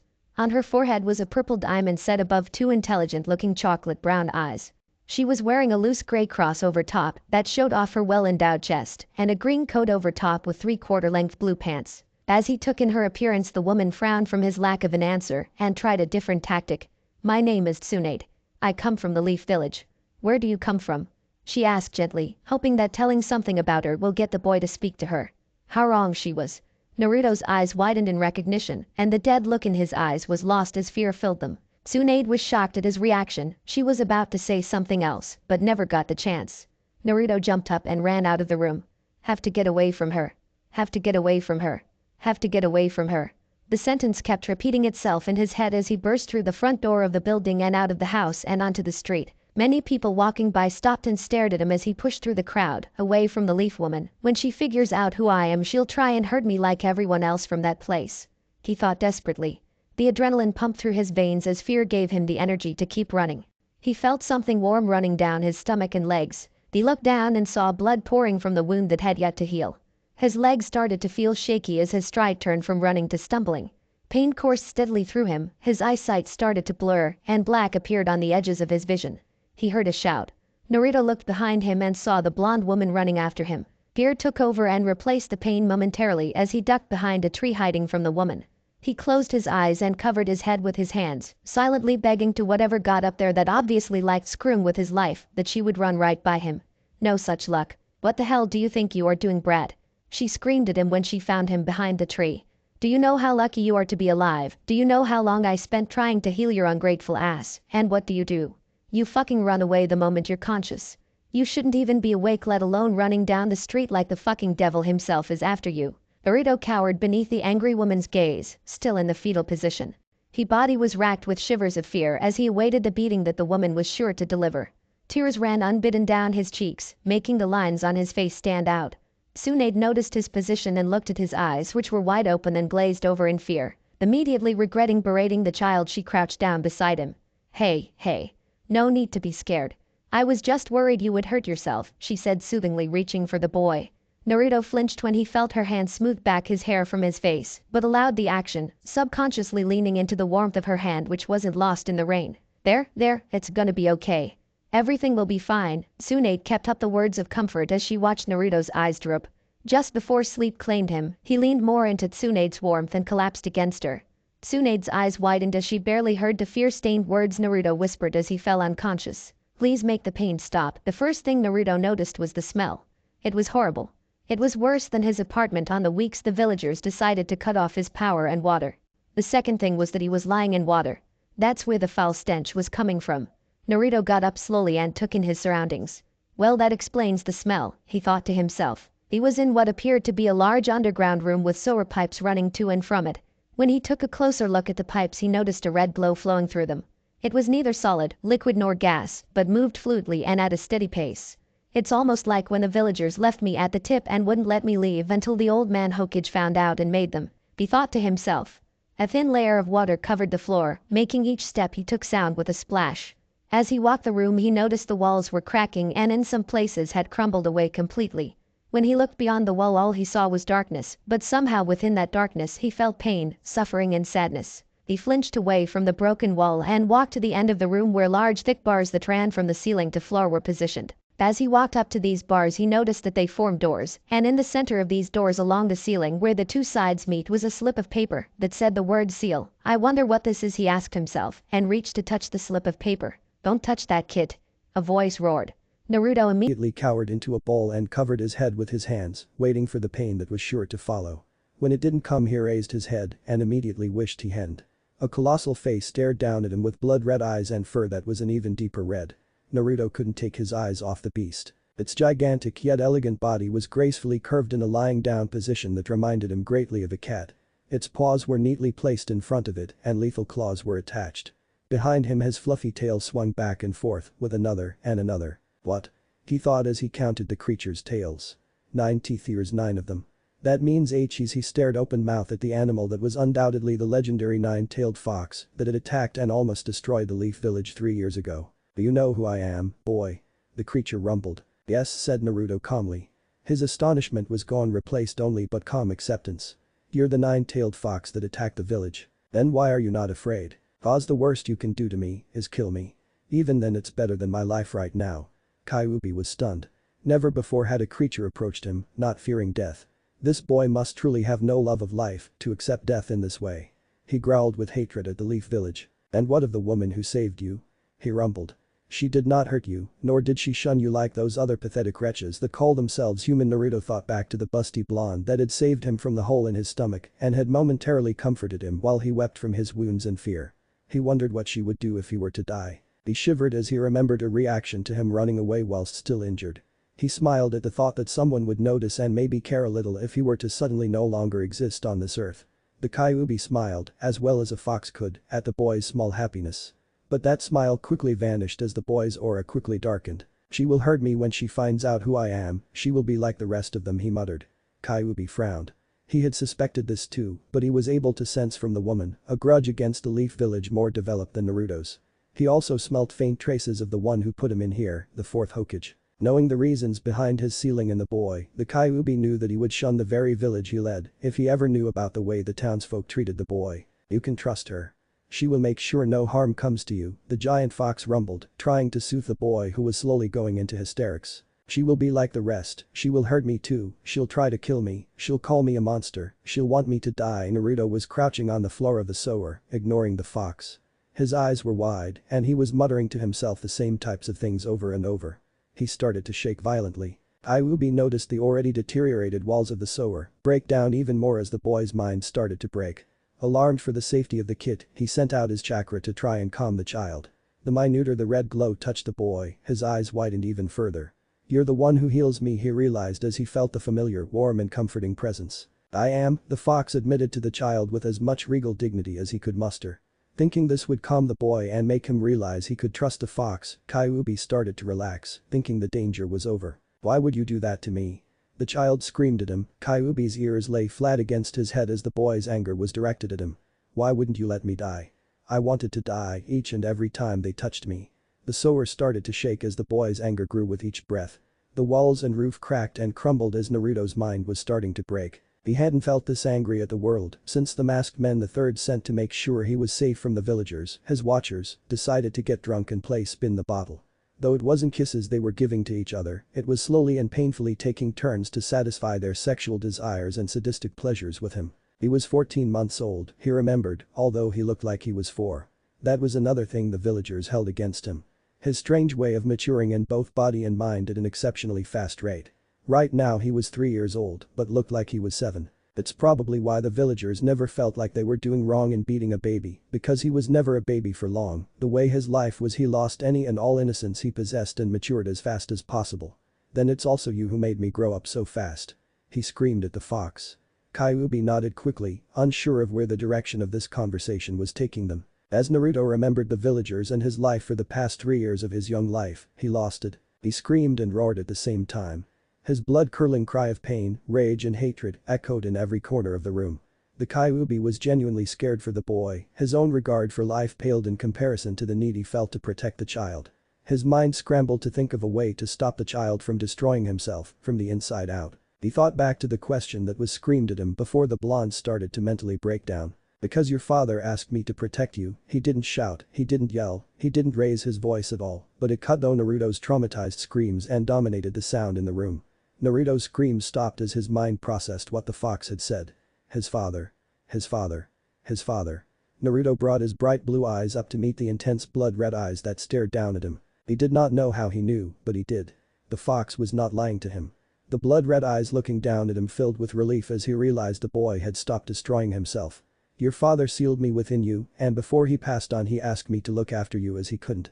I respected your father greatly and was the only that had gained my favor. Though we were forced into combat against my will, I know he did the only thing he could think of to protect you and keep you safe," Kyuubi explained to the stunned child. Naruto was trying to sort his thoughts as his brain was barraged with this new information. His father loved him. His father died for him. His father wanted to protect him. He wasn't abandoned. His father loved him. This one thought brought immense happiness to him. He started to wonder what man his father was like. He was obviously very kind and caring by the way the Kyuubi sounded. Wait, the Kyuubi. He said his father had sealed him into Naruto. But the only one who ever fought the nine-tailed fox was the fourth Hokage, he whispered. Kyuubi grinned with pride at the boy when he figured out who his old man was mere minutes after he talked to him. My father was the fourth Hokage. The freaking Yondaime. Are you serious? Why didn't anyone tell me? Why did they beat the crap out of me when I'm the son of the fucking Hokage? Naruto yelled. How could he do this to his own son? The Kyuubi flinched and frowned when he heard the child swearing. No doubt the result of all of them villagers yelling at him every day, he thought to himself. His unhappiness at the child's language, however, was quickly forgotten when the boy continued on with his rant. Here I thought he was a decent person from what you told me. How could he put me through that hell? Why would he let them do the things they did to me? Why? He did it to save you. The Kyuubi roared, raising his voice for the first time, effectively quietening the boy who looked up at him with a hint of fear at the volume and tone of his voice. He knew that going out to face me would end his life. He knew that if he died you would be all alone. Your mother died in childbirth due to not having any medics around when you were born. They were all off healing the fucking ninjas that were torturing you. He knew that once you were born the council and the heads of the clans would try to take you in and corrupt you so they could gain even more power. This was the only way he could protect you. He knew. He sealed me and you so you would have enough power to protect yourself and to one day follow in his footsteps, become Hokage and protect the wretches of that miserable village. He wanted you to be strong enough to face your enemies. The only thing the fool didn't know was that your enemies were the ones he was protecting. Kyuubi ended his grand lecture scoffing at the fourth's mindless trust in people. Naruto was shocked. His mother didn't hate him and leave him either. She gave her life so he could live his. He was loved. His father did all of that for him. He gave him power that many couldn't dream of. He wanted him to follow in his footsteps, and Naruto frowned. The happiness that had been growing in him soon dissipated. If that is all true, then why do the villagers hate me so? Because they do not know. The Kyuubi answered his unasked question. Being inside of him had its perks, like reading his mind. Your father hoped that they would see you as the hero of the village, the one who holds back the demon, the one who stops me from running wild and murdering them all. But all they know is that you are the vessel of the demon lord Kyuubi, the nine-tailed fox. But they do not see you as the jailer, they see you as if you were the prisoner that you hold, a demon, and fear you because of it. They hate you because they know the fourth lost his life in sealing me and you, and therefore blame you for his death. He was a well-loved and brave man, and many were devastated when he passed. This fear and hatred bred the life that you live now. They are ignorant, pathetic excuses for life forms and should suffer 1,000 deaths for what they put you through. The Kyuubi's voice slowly grew more and more menacing and bloodthirsty as he neared the end of his speech, although it slightly softened when it spoke of the fourth. Naruto simply stared. His life was the way it was because of ignorance. They did not know anything. Why? Why did it get covered up? Why didn't anyone find out? Surely there was something left so that my father's last wishes were done. Naruto asked the fox, who looked at him sadly. Oh, he knew why. He could see everything that had happened after his battle from inside the boy. He knew of the man with the cross-shaped scar on his chin that commanded none of the incident ever escaped. He wanted Naruto to be used as a weapon, but if that failed, he wanted him dead. No one else was allowed to have this power but him. The image of that man standing over the fourth's body and kicking it was still burned into Kyuubi's mind. His forehead and right eye were covered in bandages. His right arm was hidden beneath his clothes whilst the other clutched a cane. As Kyuubi was thinking of the thousands of possible ways to eat this man, Naruto was still staring up at him, waiting for an answer. Boy. Furball. Answer me. He demanded. This brought the fox out of his fantasies.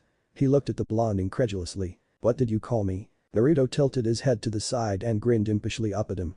I called you Furball. And you still haven't answered my question. The fox couldn't take it. He laughed. Naruto stared at the fox, uncertain whether or not it had lost its sanity. "You're the first person I've ever met that has had the nerve to call me by such a name." Kyuubi gasped out when he had gained some control over his laughter. "You are strong, brat. I am glad I was sealed in someone like you. At least things will be interesting, especially now when you are able to hear me. Unfortunately our time is up and you must sleep." Naruto was startled to hear this, his previous question long forgotten. "Do I have to leave? Can't I stay here? It doesn't hurt and you're nice to me," he whimpered, sounded every bit the 3-year he was. "I don't want to go back. The nightmares will come again, and when I wake up that lady will hurt me when she finds out, and then I'll have to run and I have nowhere to go." Kyuubi smiled sadly down at the boy. "You don't realize, do you?" he asked softly. Naruto looked back at him in confusion. "We are in your own mind. This is your subconscious. I will always be here. I will never leave, kid. I will always be listening and watching out for you. Whenever you need me, I will be there. The nightmares will not come tonight," rumbled the fox as kindly it was possible to rumble. Naruto smiled as warmth flooded him. Unaware to him, the walls of the sewer started to mend themselves as the Kyuubi spoke. Cracks and holes still littered the room, but it was definitely better than before. Naruto started to fade from the dim room as he slowly made his way into the realm of unconsciousness. Before He opened his eyes, he heard the fox growl something else. "The woman will not hurt you, kid." Naruto slowly woke from the dream he was having. It was the first good dream he's had in months. The last time was when Iruka, the only one of his watchers that actually did what the third asked of them, had taken him out for ramen, and because he was there, he didn't get his usual beatings that night. As he returned to the land of wakefulness, the first thing he noticed was that he was warm and comfy, and he felt safe. He frowned in confusion, eyes still closed. He started fighting the force that was making him wake up. He wanted to stay like this, on the verge of unconsciousness, warm and safe. But he couldn't fight it anymore, and his eyes sleepily blinked as he left the realm of dreams. He was lying in a bed. An actual bed. With a mattress, pillows, blankets and everything. Naruto sat up slowly and stared in wonder at the luxury he had never experienced before. His bed in the village consisted of a flattened cardboard box with his clothes serving as a pillow. He had taken down the curtain of the small apartment and used that as a quilt. He touched the soft blankets that covered him with cautious fingers, as if any quick movement would make them disappear. He marveled at the smooth, soft texture of the fabrics that covered him.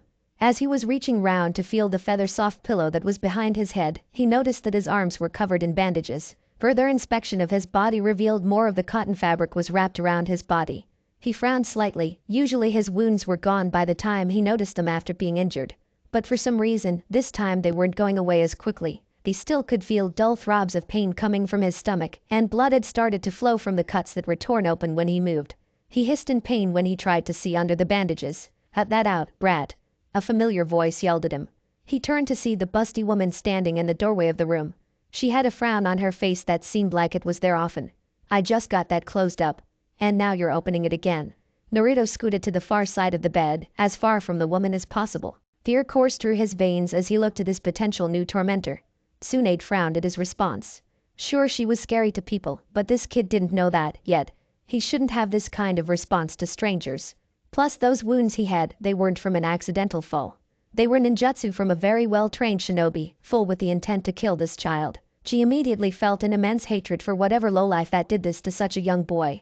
She shook her head, ridding it of all the psychotic thoughts that were playfully filling her mind, and put a smile on her face before turning to address the scared child again. It quickly disappeared though when she couldn't find the brat. "Hoi, where did you go?" she asked the seemingly empty room. As she started to search the room for the missing boy, he watched her with fear-filled eyes through the doors of his hiding place, the closet. The minute her attention had deviated from him and to her thoughts he had hid. His body shook with the familiar tremors of fear as the woman got closer to discovering him.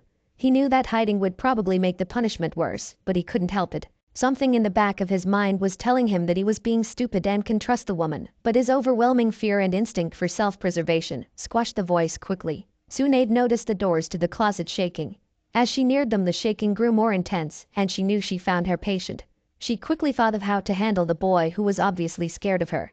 As she pretended to continue to look for the boy, she pondered this predicament. She usually didn't really care about her patient's personal life, so why was she trying so hard with this kid? She questioned herself.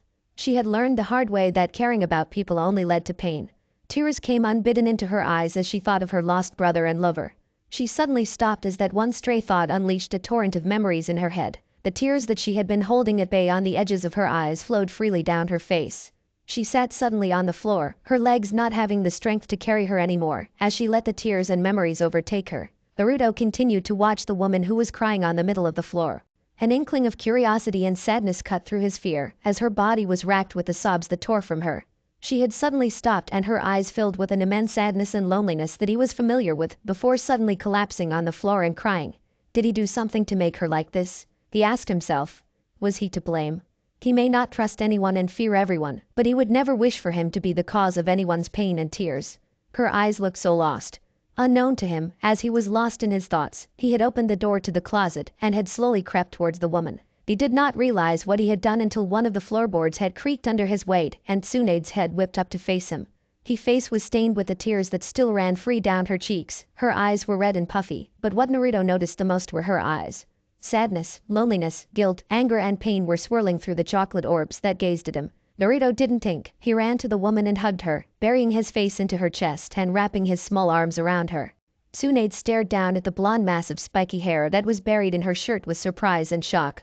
Still thinking that he had made her cry, Naruto started to speak, his voice muffled by her shirt. I'm sorry, I'm sorry, I'm sorry. It's all my fault. My fault. I'm sorry. He kept repeating.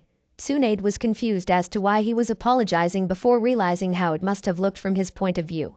A small smile graced her lips as she lifted her hand and patted his head. The moment her hand brushed Naruto's head, his eyes snapped open and he realized what he was doing. Instantly he scooted away from her until his back slammed against the wall, fear evident in his expression. Tsunade was at a loss.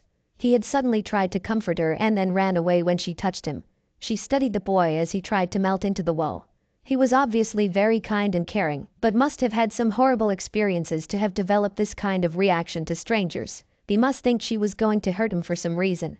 But how to stop him from trying to make the wall a permanent part of himself?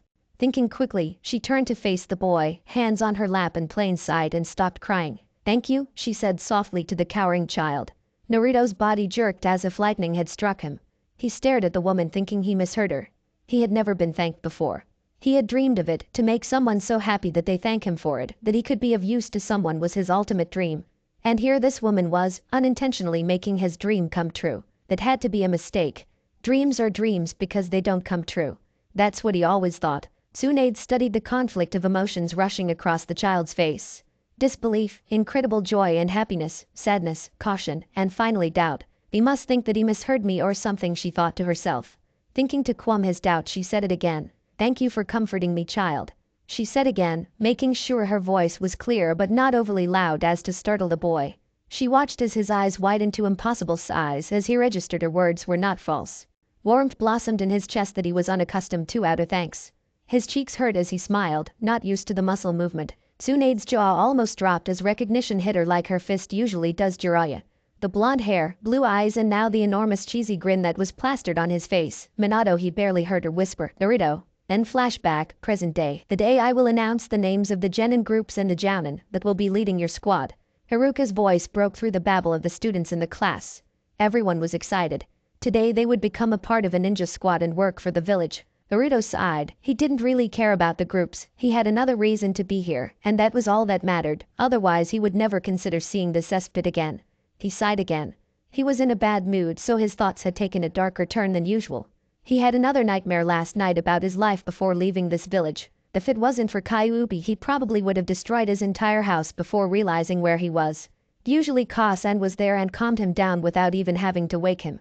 He hated it when Kyuubi had to force his way into his head to fight his memories. It always gave him a headache, another reason for his crappy mood. He sighed again. What's up with you? A voice broke through his musings. Sasuke looked over at the usually peppy blonde boy, his face still that expressionless mask he seemed to wear when other people were around. The only clue that he was worried about Naruto was the gleam in his eye. At a closer look there was also a strong gleam of curiosity. Naruto smirked grimly. Of course no one would care about what he was feeling, only curiosity to fill the boredom of waiting for the groups to be decided. A sigh escaped his lips which only made the gleam in Sasuke's eyes brighter. Just a headache, nothing to worry about, he said flippantly, and turned to pay attention to the groups. He missed the first couple, but managed to catch the last few. Team 7. Sasuke Uchiha, Sakura Haruno and Naruto S. A growl cut off Haruka before Naruto's last name could be heard. Haruka looked up to see Naruto and Fang glaring at him in an obvious keep your mouth shut look. Sasuke observed this in interest. Now that he thought about it, he didn't know Naruto's last name or clan allegiance, and clearly Naruto didn't want it known. I wonder why. He thought to himself as he watched Iruka clearly get the silent message.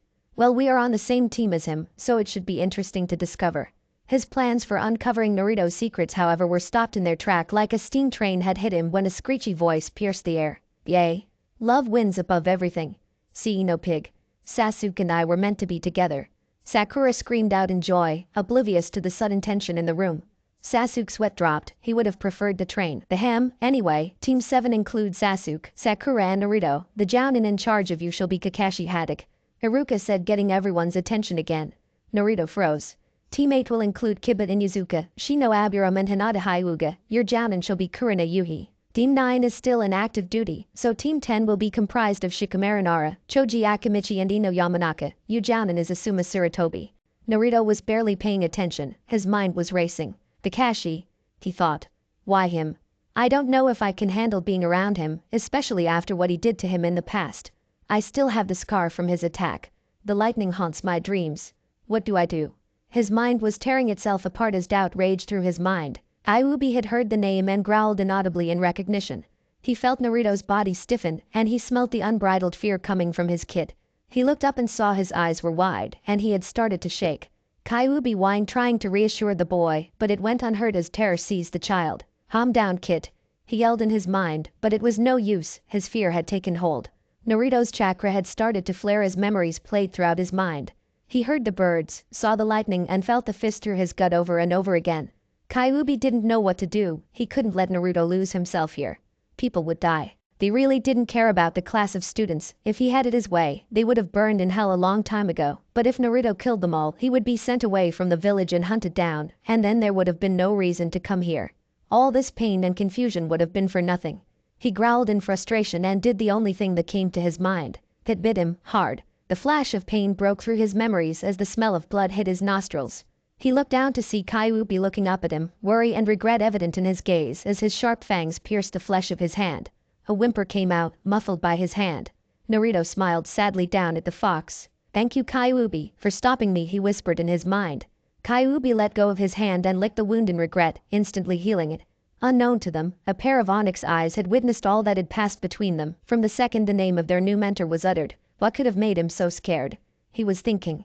He faced Kenji without so much as a flicker of fear, yet their mere mention of a name made him freeze over in terror. This jounin may be useful in helping me achieve my goals, Sasuke thought, content with the placing of his team. Sakura excluded. She would only slow him down, the others might actually be helpful. The class waited in silence as each of the jounin came to collect their new students, until only Team 7 were left. Naruto was distracting himself with Kyuubi when he felt a flare of chakra from the rooftop. His blood ran cold as he recognized the energy signature. The others had clearly not noticed it as Sasuke was too involved in his thoughts, and Sakura too involved in trying to get his attention. Their new sensei obviously wanted them to sense his chakra and head to the rooftop, but he didn't want to see Kakashi that soon. It didn't hurt that his was ignoring Sakura from yesterday, and he was just in a bad mood with Sasuke, so he just decided to ignore it and see what he would do. Hours passed as the three sat together, the silence only broken by Sakura's constant flirting and random outbursts of rage towards their late sensei. Kyuubi was started to get annoyed with her screechy voice, and was bargaining with Naruto to see if he could bite her, just once, lightly, really, not that bad, just a scare, until footsteps could be heard outside the room. Naruto smirked. He had felt several pulses of chakra, each bigger and stronger than the last, trying to get their attention and get them to make their way to the roof. He obviously got tired of waiting and had come down to collect them. As he slid open the door, Kyuubi jumped in front of Naruto, shielding him from view with his tails fanned out behind him, and let out a growl. Sasuke and Sakura stopped what they were doing and aimed their gazes at the man that now stood in the doorway. His silver hair spiked up away from his face and leaned slightly towards his left, giving him a scarecrow look. This was wearing a standard jounin outfit complete with green flak jacket and blue pants. The only thing that differed from the norm was the mask that covered half his face and the hit eye that covered his left eye. He knew what lay behind that headband and was glad that it was covered. He watched from behind Kyuubi's tails as the jounin surveyed his new students. His face remained clear of any reaction to the group as he visually assessed Sakura and Sasuke. A small frown appeared when he couldn't see his third student that was hidden behind the mass of red fur that was growling at him. He turned towards the fox and shuddered at the hate-filled gaze that was directed his way. The Flokes could kill, he'd be pushing up daisies and still feel the burn from that heated glare. My first impression of you is you're all idiots, he said in a calm, bored voice. Sakura squeaked in indignation and Sasuke frowned, not pleased at his assessment. He was in a chair. Not an idiot. Maybe he didn't know that, that's why he insulted them. He was about to make a comeback to this rude jounin, but Sakura beat him to it. Why are we the idiots? You're the one who was late. At least we can read the freaking time. She screeched at him. Naruto winced. Maybe one day he would let Kyuubi bite her, just to shut her up. He felt a wave of satisfaction from the fox as he agreed with his decision. He decided to interrupt before Kakashi made them all look like imbeciles. It's because we didn't go to the roof, right? He asked innocently from behind Kyuubi's tails. Kyuubi grinned but didn't move. Kakashi looked surprised at the fan of tails before resuming his bored expression. And how did you know I wanted you at the roof? He asked. He felt a little silly at talking to a fan of fur, but since his new student didn't seem to be moving, or the fox for that matter, he had no choice. Naruto smirked. Because of them chakra pulses you've been sending out every half hour. You wanted us to sense it and make our way up to the roof to meet you. When we didn't move you continued to send them out regularly and steadily make them stronger, trying to catch out attention. Then you finally got tired of waiting and came down here to meet us, assuming we are so dense that we couldn't sense your chakra. Naruto answered as if he was reading from a textbook, but still managed to hold that bored tone Kakashi seemed to employ. Kakashi frowned in annoyance. Then why didn't you come if you sensed my chakra? He questioned. Pause, you're the sensei. It's your duty to guide us and come to us. Not us to come to you. Not very good at this, are you? Kakashi could hear the smirk in his voice. The fox grinned, proud at the way the boy was handling himself. He could still feel the tremendous terror from the boy, but he was controlling it and turning it into anger against the scarecrow. Sasuke smirked at Naruto, glad he covered up for him missing the fact that he didn't sense the chakra and was now giving their new sensei the third degree. Sakura just stood there open-mouthed in disbelief. He's their sensei. You couldn't talk to him like that. Show some respect, freak. He's a jounin. Even if you beat Kenji, he could still kick your ass. Sakura yelled at the fur that is Naruto. Naruto didn't need to answer as the fur that is him bristled, and the low threatening growl was directed at her. She was effectively shut up, but still glared at the tails that hit a real target. Kakashi observed them with interest as they communicated. So this boy is the one that defeated Kenji. Interesting instead, he said. Well, since you don't feel like going up to the roof, we shall stay here instead. Why don't you tell me about yourselves? And after, we will answer questions and I will tell you about how we will conduct our missions and so forth. They went and sat down on Aruka's desk at the front of the class, waiting for one of them to speak up. Wait, what do you mean tell you about ourselves? What do you want to know? Questioned Sakura, her voice a little less screechy as confusion covered the usual piercing sound. Whatever you want, your name, likes, dislikes, hobbies, dreams for the future, anything you like. Well, why don't you go first to give us an example? Asked Sakura, still confused as to what he wanted. Okay, fine. My name is Kakashi Haddock. I have many likes and dislikes. Hobbies. I don't think I want to tell you. Dreams for the future. Never really thought about. Okay, now it's your turn. He said in the same bored tone. Well, that's helpful. He only really told us his name, thought Sakura. Unknown to her, the other were thinking the same thing. Okay, the pink one, you first. He directed towards Sakura. Hi. My name is Sakura Haruno. I mean the person I like. As she stopped as the blush crept up her cheeks and stopped the words in her mouth. She glanced quickly at Sasuke and giggled insanely. Naruto's sweat dropped and Sasuke shivered with distaste. Sakura continued, but constantly stopped to giggle and blush. Naruto gagged in his head. My hobby is, giggle, oh, and my dreams for the future. Eek. At this she couldn't go on as her head was filled with delusional fantasies. Kakashi sighed. Girls today are more interested in boys than they are in ninja training. Okay then, you next, tall, dark and brooding. He said, pointing at Sasuke. Naruto and Kyuubi both snickered as Sakura screeched in protest. My name is Sasuke. I don't like many things and hate a lot of things. I don't have any hobbies. What I have is not a dream because I will make it a reality. My goal is to kill a certain someone and restore my clan. He said in a dark tone. Sakura had stars in her eyes, Kakashi looked like he didn't expect anything less, and Naruto was idly playing with the fur on one of Kyuubi's tails. This was nothing new to him. He even knew who he wanted to kill. It was kinda obvious, with the whole revenge of his clan thing he had going on. Alright then, now you, hiding behind the fox. Kakashi said to Naruto. The one with the smart mouth, he really thought. Well, I don't really feel like telling you my full name, and you already know me, but people just call me Naruto. The fox's name is Fang. He is my friend, protector and family. I love my family which saved me. I hate those who hurt others and judge people without knowing them, which is the majority of people. I have many hobbies, but I mostly spend my time training or hanging out with Fang. I don't really have a dream for the future, but I have a principle that I live by. To protect all those who couldn't protect themselves, so tragedies like the ones I have witnessed and experienced never happen again.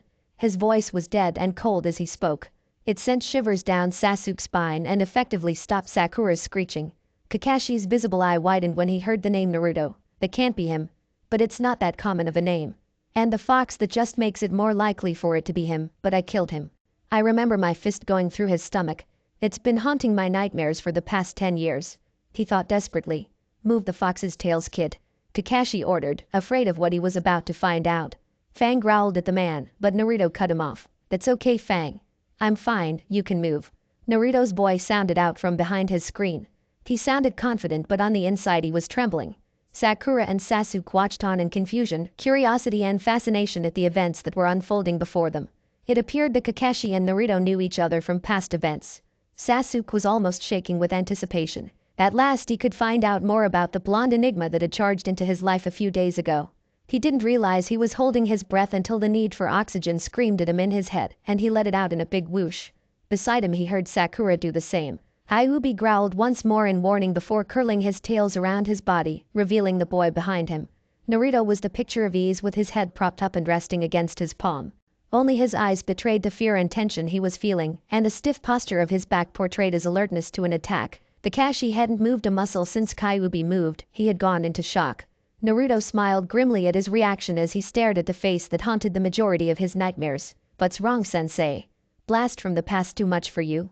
Or is seeing my face making you remember unfinished business? He said bitterly, tensing further in preparation for an oncoming attack. Kyuubi was growling continuously at his feet, reassuring Naruto of his support and warning Kakashi at the same time. Kakashi winced at his implication. He had been regretting using the Chidori on the boy and, so he thought, killing him ever since that night. He had come back from a failed mission against the shinobi clan that had killed Obito and was pissed at everyone and everything, and seeing the boy that was the cause of his sensei's downfall, unharmed, had just set him off. The rest of the village treated him as a hero, but the third had punished him severely by suspending him, and even after he had returned to active duty, he was placed on mere C-rank missions. It was 3 years before he could return to doing the usual B and S rank missions he was used to, and even then he had to take a genin group every year to train. Luckily for him though, none of them had passed his test that was inspired by Obito and, unconsciously, Naruto. Naruto, he started, but Naruto interrupted him. Just forget about it for now, sensei, and tell us about the test we have to go through now, Naruto said impatiently, dismissing Kakashi's apology with a wave of his hand. Kakashi looked at Naruto in surprise and confusion. How did you know that there was a second part to becoming a genin? He asked incredulously. Naruto just sighed before explaining to his sensei and the other coolest genin. If every student from the academy was made a genin, then not only would the Leaf Village have at least 3 times the amount of military strength, but the quality of each shinobi would be greatly lower than it is now with not enough time to train each ninja seriously. Obviously there is some test we have to take with a hidden meaning that we must grasp to pass. My guess is that only about a third of us will be allowed to pass, while the others are sent back to the academy, based on the numbers of the shinobi I have seen so far. Naruto summed up from his observations. Kakashi was dumbfounded that he could surmise all of that from just observed of the village. Sakura and Sasuke were just surprised that they had to go through more tests to become genin. But what was the academy's exams for? Demanded Sakura. All those tests and all that training. Why would we need to go through more? The academy exams were there to select those who have the potential to become genin, not to actually select genin. It's as Naruto says, if we made every academy graduate a genin, we would have many more shinobi, but the quality of each would be pathetic. There would be hardly any jounin or chunin whilst there would be way too many genin. Kakashi explained to the confused girl. Sasuke just frowned. This would just delay him towards his goal. He didn't need any more time wasting tests. He needed to get stronger now. Why can't these stupid people realize this? He thought angrily. Okay, that's enough of an introduction. Tomorrow we shall meet at the 3rd training ground at dawn for the test. Oh, and I advise you not to eat any breakfast or you'll throw up, he added. Judging by the way his mask crinkled, he was smiling. Naruto frowned at this warning and the clear amusement he got from telling it. Fine, was all Naruto said before standing up. Kyuubi leapt up as his master got to his feet. Naruto headed towards the door, Kyuubi staying between him and Kakashi, in case he tried anything. All eyes were on him as he paused at the door and turned back towards his nightly tormentor. I would rather if you told no one about who I really am. I wouldn't want a repeat of what happened the last time I was here. Fang wouldn't take it well, he said before leaving the room. Sakura and Sasuke just stared at the empty space that he once stood in blankly before turning their eyes towards their sensei.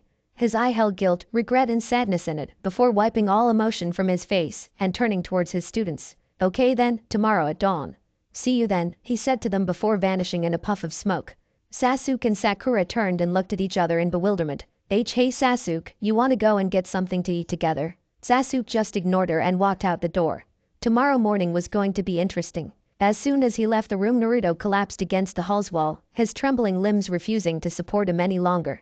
Terror coursed through his veins as he tried to breathe, but found air wasn't coming easily to his lungs. Fear-induced adrenaline was the only thing keeping the dark haze at the edge of his vision back and him conscious. He slid down the wall as his legs folded underneath him. If one meeting with Kakashi did this to him, how was he going to cope working on the same team as him? What was the third thinking when he picked the teams?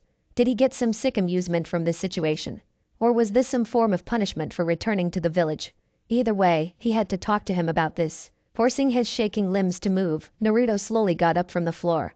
Kyuubi, hearing what he was thinking, rushed to his side and allowed him to rest his weight on his back. The darkness claimed Naruto as he fell against the fox. Whining softly, he wrapped his tales about the boy, and both disappeared in a burst of flame. I should have seen this coming, thought the third Hokage as he viewed the occupants of the room. The advisors to the Hokage, Udatain Kaharu and Mitakato Himura, were sitting opposite him. Both had identical scowls on their faces. The Sandaime frowned at Kakashi, who was leaning up against the wall, as if nothing was wrong, and was eyeing up a nervous Iruka who stood in the middle of the room. If it were up to him, he would have revoked Kakashi's ninja status and locked him in the darkest cell he could find. It was only because the council overruled him and marked him as a hero that he was unable to do nothing more than keep him on D-rank missions for a couple of years. He gained some pleasure from the fact he knew that his actions haunted him every night. The last man to stand in the room was the one he truly hated with a passion, Danzo. He sighed heavily. It would be a long afternoon. What can I do for you, Himura, Kaharu? He asked the advisors.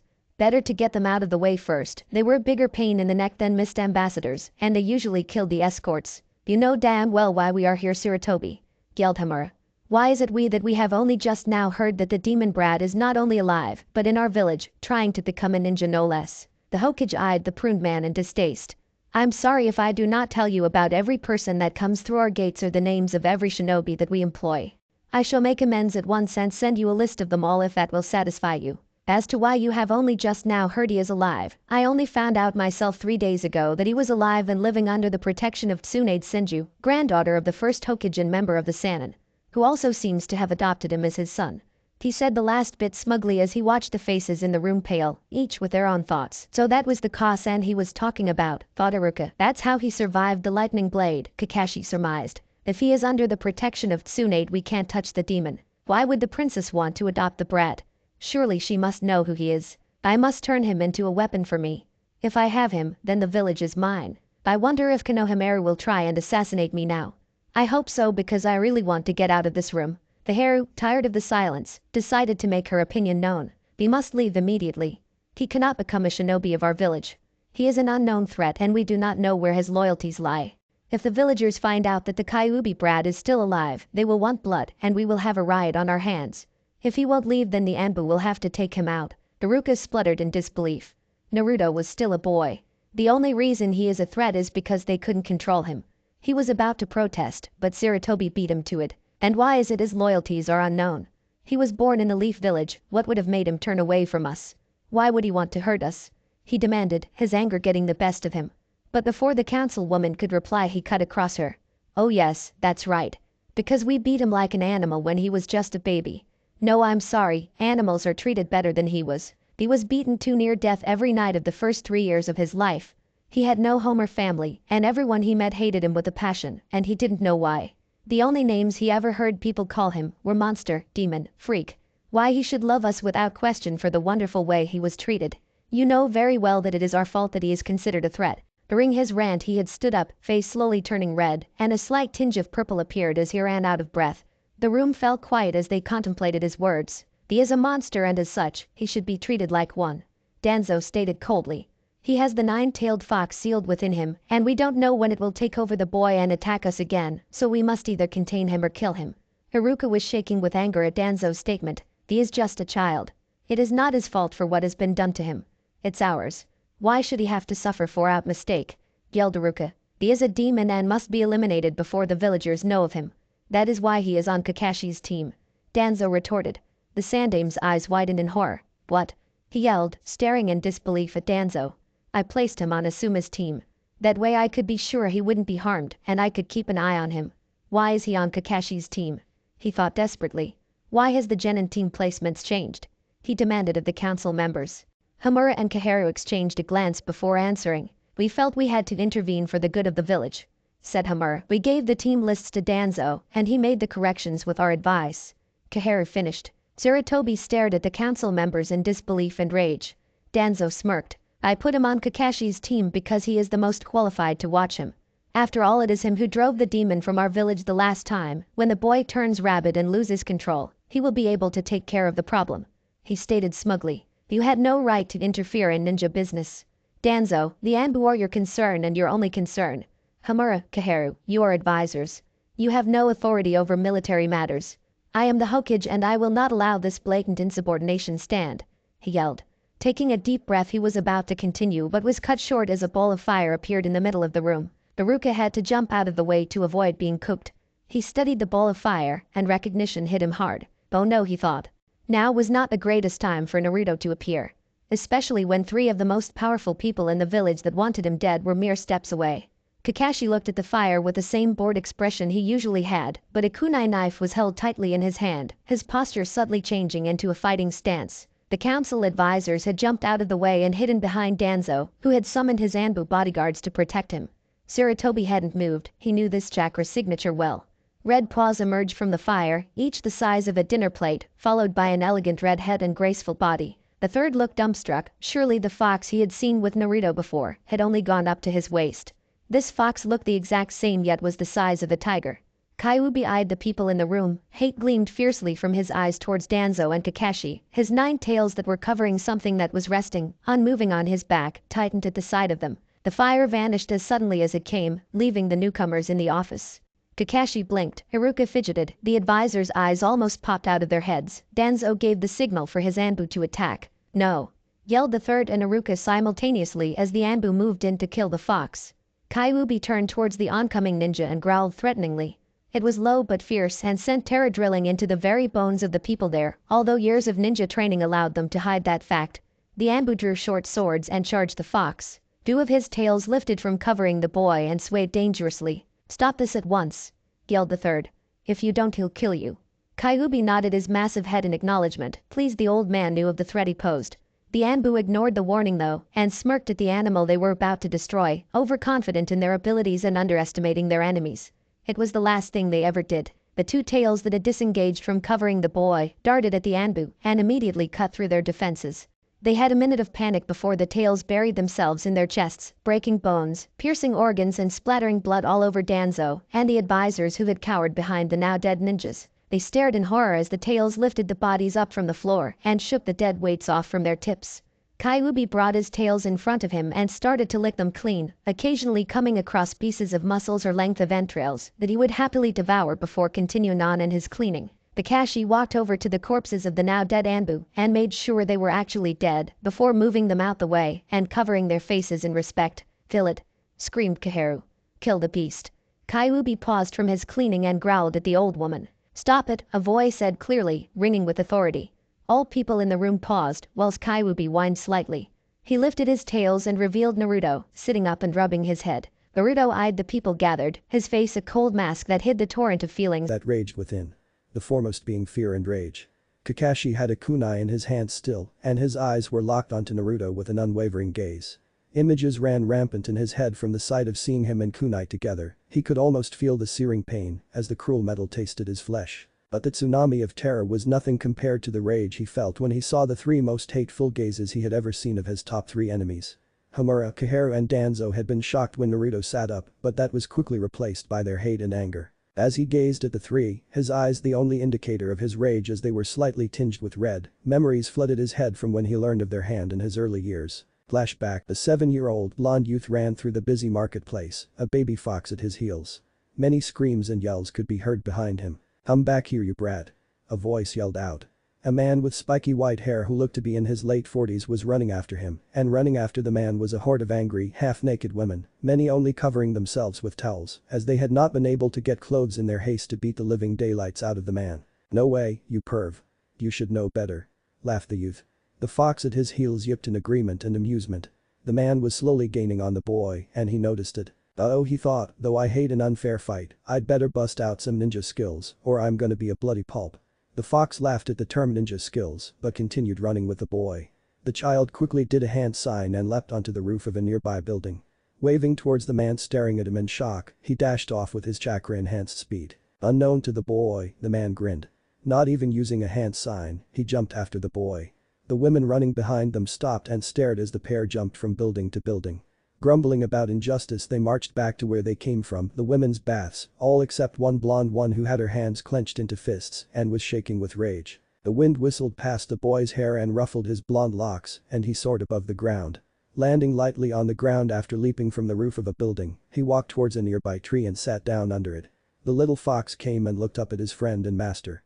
The boy smiled at it and patted its head before closing his eyes for a nap. All that excitement took it out of him.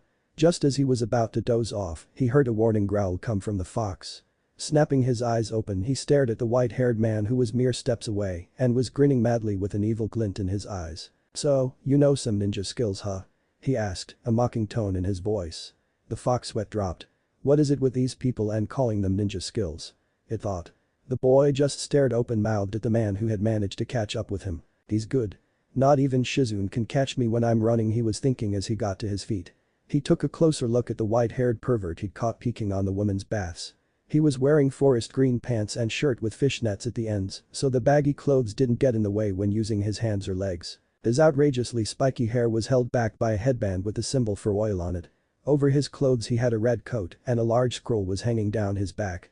He had red lines on his face which ran down from his eyes till they disappeared from his face, almost like he's crying blood, thought the boy. Altogether he looked ridiculous. He couldn't help it, he burst out laughing. The man looked at him in surprise as he clutched his stomach and tears leaked from his eyes. "What's so funny, brat?" the man asked indignantly, a slight suspicion told him that it was himself. "Why you? Ha ha. Why you look so stupid. Ha ha ha. What are you wearing?" he managed to gasp out in between giggles. The man frowned, he was right about what he was laughing at. Deciding to humor the child, he introduced himself. "I, my boy, am the hope that shines from the sky. The man every woman wants to meet. The hero that every evildoer quakes at the sound of my name. I am the handsome, the magnificent, the incredible, the toad sage Jiraiya," he stated grandly, finishing in an odd pose with his leg raised and a hand out in front and out behind him. The boy just stared before bursting into laughter all over again. The vein throbbed on Jiraiya's temple as he watched the child roll around on the floor, unable to breathe from laughing too hard. Even the stoic fox by his side was chuckling. Controlling himself with difficulty, he managed to ask a question. "And what do you want with me, pervy sage?" he asked, still chuckling slightly. He bristled at the nickname he had just been christened. "It's Jiraiya. And you interrupted my research. Now I won't be able to finish my book," he said angrily. "Research? Yes. At the women's baths. Yes. For a book? Yes. You need to peek on naked women for your book? Yes. Now I regret saving your life," Naruto stated. Jiraiya looked at him in confusion. "When did you save my life?" he asked. "Oh, my Kosan was taking a bath in there when you were perving. If she caught you, you would be dead in hell and still feel the effect of her punch," he said shrugging. "But if I was just a normal perv who wasn't writing a book about naked women, you wouldn't regret saving my life?" he asked baffled. "Yeah, cause people who do that are usually sad, lonely and desperate, it's the only thing they have," he explained. Jiraiya felt as though each of his words were a slap to the face. "Ah ha ha. Desperate. Yes, they are, aren't they?" he said loudly. The boy could see the nervous sweat on his forehead and sweat dropped. "You're one of those guys," he thought, shaking his head. "Anyway, kid, I'm looking for a special woman in particular. She has blonde hair and really nice boobs," he said with a lecherous grin. The boy looked at him in disgust and was about to send the guy on his way when a screech interrupted them. "Pervert!" Tsunade screamed at the top of her voice, running towards them. The man in question chuckled to himself. "Speak of the devil and he shall arrive," he muttered under his breath, quiet enough that the boy didn't hear him. He looked at the boy to see him backing away to a safe distance. "Don't blame me. I warned you. Look out for her right hook," he yelled, giving himself the best viewpoint of the fight. He laughed when he saw the man pale as Tsunade stopped right in front of him. Jiraiya managed a small hey before a fist connected to his face and sent him flying into the tree that the boy was leaning against minutes ago. The boy chuckled under his breath and said to himself, I warned him about that right hook. The fox beside him grinned. He watched as Tsunade walked up to the pile at the bottom of the tree that was Jiraiya. And was about to hit him again until she heard him speak. Haven't lost your touch, Tsunade. His voice holding a small amount of amusement, it was drowned out however by the amount of pain that was zipping through his veins and centering at his face where the punch had connected. Tsunade looked at him closely. Jiraiya? She asked in disbelief. At his vantage point, the boy frowned. This wasn't going the way he expected. Tsunade had just stopped. Did he do something to her? He panicked. Thinking nothing of himself and everything about the woman, he ran towards her. "Ha-san. Are you okay?" he yelled. Jiraiya looked up in surprise at the boy running towards him, then towards Tsunade, who had also looked towards the blonde child running at them, full speed. "I'm fine, Naruto," she smiled. Jiraiya's mouth almost fell off his face. Tsunade. Mum. The child couldn't be older than 7 or 8. And he had seen her roughly 5 years ago. There was no way. Then the name sunk in. He turned his head to look at the child and studied his every feature. His blonde hair, cheeky grin, bright blue eyes, how was it possible? Naruto? He breathed. Tsunade flinched at her slip. Of course he would connect the dots, she cursed to herself. Stupid, stupid, stupid. Naruto's worry over his mother was gone when Jiraiya uttered his name, replaced by fear. He knew. He knew that the man knew who he was, where he was from and what was in him. It was in his voice. The disbelief, the recognition, everything that other people had when they learned his name. He was frozen to the spot, wild panic clear in his large blue eyes. He was going to get hurt again. Memories of past encounters of people who knew of the demon flashed through his head.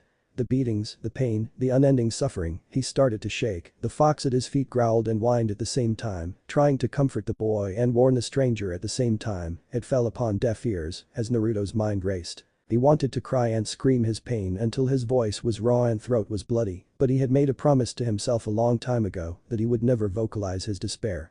After all, crying out is a survival technique used to seek help. There was no point in it if no one was there to listen. No one wanted to help the demon, only hurt him. Naruto turned and was about to run off, but a pair of arms encircled his torso and stopped him. The familiar warmth and scent of his mother penetrated the fear-induced haze of his mind and slowly calmed him as she put herself between him and the new potential threat. Oh, he had a mother now, he forgot. He had someone who would help, to listen, to love him. He clutched to her like a lifeline as he tried not to drown in his fear and terror. He heard a soothing sound. It was a while before he realized it was Tsunade talking to him, repeating the same few words over and over. "It's okay, Naru. Mummy's here. It's okay. Calm down. I'm here, Mummy's here," she repeated soothingly. Jiraiya watched with fascination and confusion. He wisely decided to stay silent until the boy was calmed down. "Jiraiya," Tsunade said without looking at him. "Let's get Naruto home. Then we can talk." And she walked off, not looking back to see if he was following, all her attention on the bundle clutching to her chest that she carried off in the opposite direction. Naruto didn't notice her pick him up or the fact that they were moving. He did notice that his fox had jumped up and settled on his stomach and was purring comfortingly. The soothing words and calming purring soon opened the gate of sleep and he slowly drifted into unconsciousness. As Naruto returned to wakefulness, he heard voices coming from the room down the hall. He sat up slowly, trying not to make a sound, and took in his surroundings. He was back in his house, his room to be precise, and the voices sounded familiar. He slowly got out of bed. As soon as his feet hit the floor, a small red furball barreled into his chest, almost knocking him back down. He looked down, and blood-red eyes stared back. Naruto smiled and put a finger to his lips. The fox nodded in understanding and softly leapt down from his arms and padded to the. Naruto trailed after. Pushing himself up against a wall, he crept to the kitchen, where he could hear the voices coming from. Pausing at the edge of the doorway, he stopped and listened. They all think he's dead. How is he still alive? Jiraiya demanded of Tsunade. She was holding a cup of coffee and staring back at him defiantly. "I found him 4 years ago outside the village with a giant hole through his chest. He had scores of other injuries, but they were already healing. I saved him and took him with me. It took him months to trust me and talk to me when he figured out I knew who he was. I don't know what he went through in that village, but I swear if I ever find out who did this, I will come after them personally and make them wish to go to hell." She whispered, trying not to wake Naruto, who was listening in. "I know who did it, but I know it wasn't his fault, and I know who was behind his hell of a life before you." Jiraiya spat. Naruto froze, straining to heat the names of the bastards who made him suffer. "It's the reason I was looking for you. The third has lost all power within the village. He is no more than a figurehead now. He thinks he is running the village but is sorely mistaken. The night of the Kyuubi attack, I and the heads of the ninja clans were gathered to decide what to do with the boy. I told them he was the container, sealing the fox, a hero, but the others saw this as a way to torture the fox while he was weakened. The Head council members, I think their names are Himura and Kaheru, and Danzo, the guy who fought with the third for the seat of Hokage, were the ones that fueled this belief. They saw him as a monster when he showed his growing and healing abilities. The Mura and Kaheru wanted to kill him right there, but Danzo said to make him suffer every night and break him, then he could be used as a weapon for the village. I protested to this and in the end they kicked me out. I told the third and he sent Anbu to protect him. Unfortunately, Danzo controls the Anbu and they just added to the torture. On the night of his supposed death, I discovered the Kaheru gave special soldier pills to a ninja cell. They were modified to send the recipient into a murderous rampage.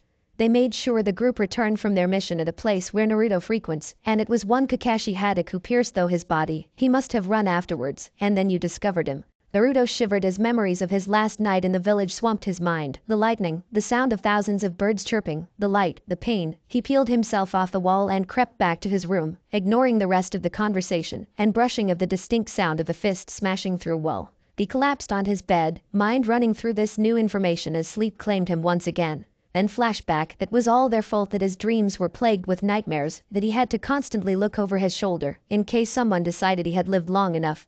His glare grew more hate-filled as he eyed the people in front of him. They were all pathetic, he was the strong one here. If he could come out alive for the first 3 years of his life with having most of the shinobi in the village out for his blood, then he didn't have to question his own strength. He was stronger than them in their hate, they could harm his body, but not his soul. They were the weak ones, not him. They called him a monster, but they were monsters too. They were just monsters of a different kind. They would torture babies if it made them more powerful. They would step over and on cripples, women and children, if it meant that their pathetic necks were saved, and they would do all while smiling and drinking a cup of tea. It made him sick. Naruto, why are you here? The Sandame's voice broke through his thoughts. Naruto turned and looked at him. He was old and frail. No wonder the others had found it so easy to wrest control off him without him noticing. Pushing these thoughts aside, he spoke to the people assembled in the room. I want to change Gen in squads, he said clearly. The sun peeked over the trees, shining through the thick branches to rest on the figure of a blonde-haired teen that was leaning against the solid trunk of an oak. Naruto sighed. He felt rather lonely as his usual fluffy companion was absent.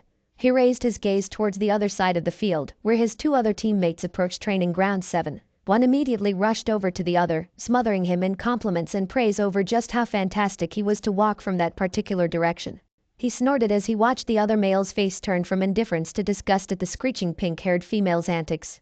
He sighed again as he remembered how he'd failed on trying to get a new team. Flashback, the Mura and Kaheru laughed outright at Naruto's demand. The blonde turned to glare at them, but it went unnoticed as they continued to laugh down at him.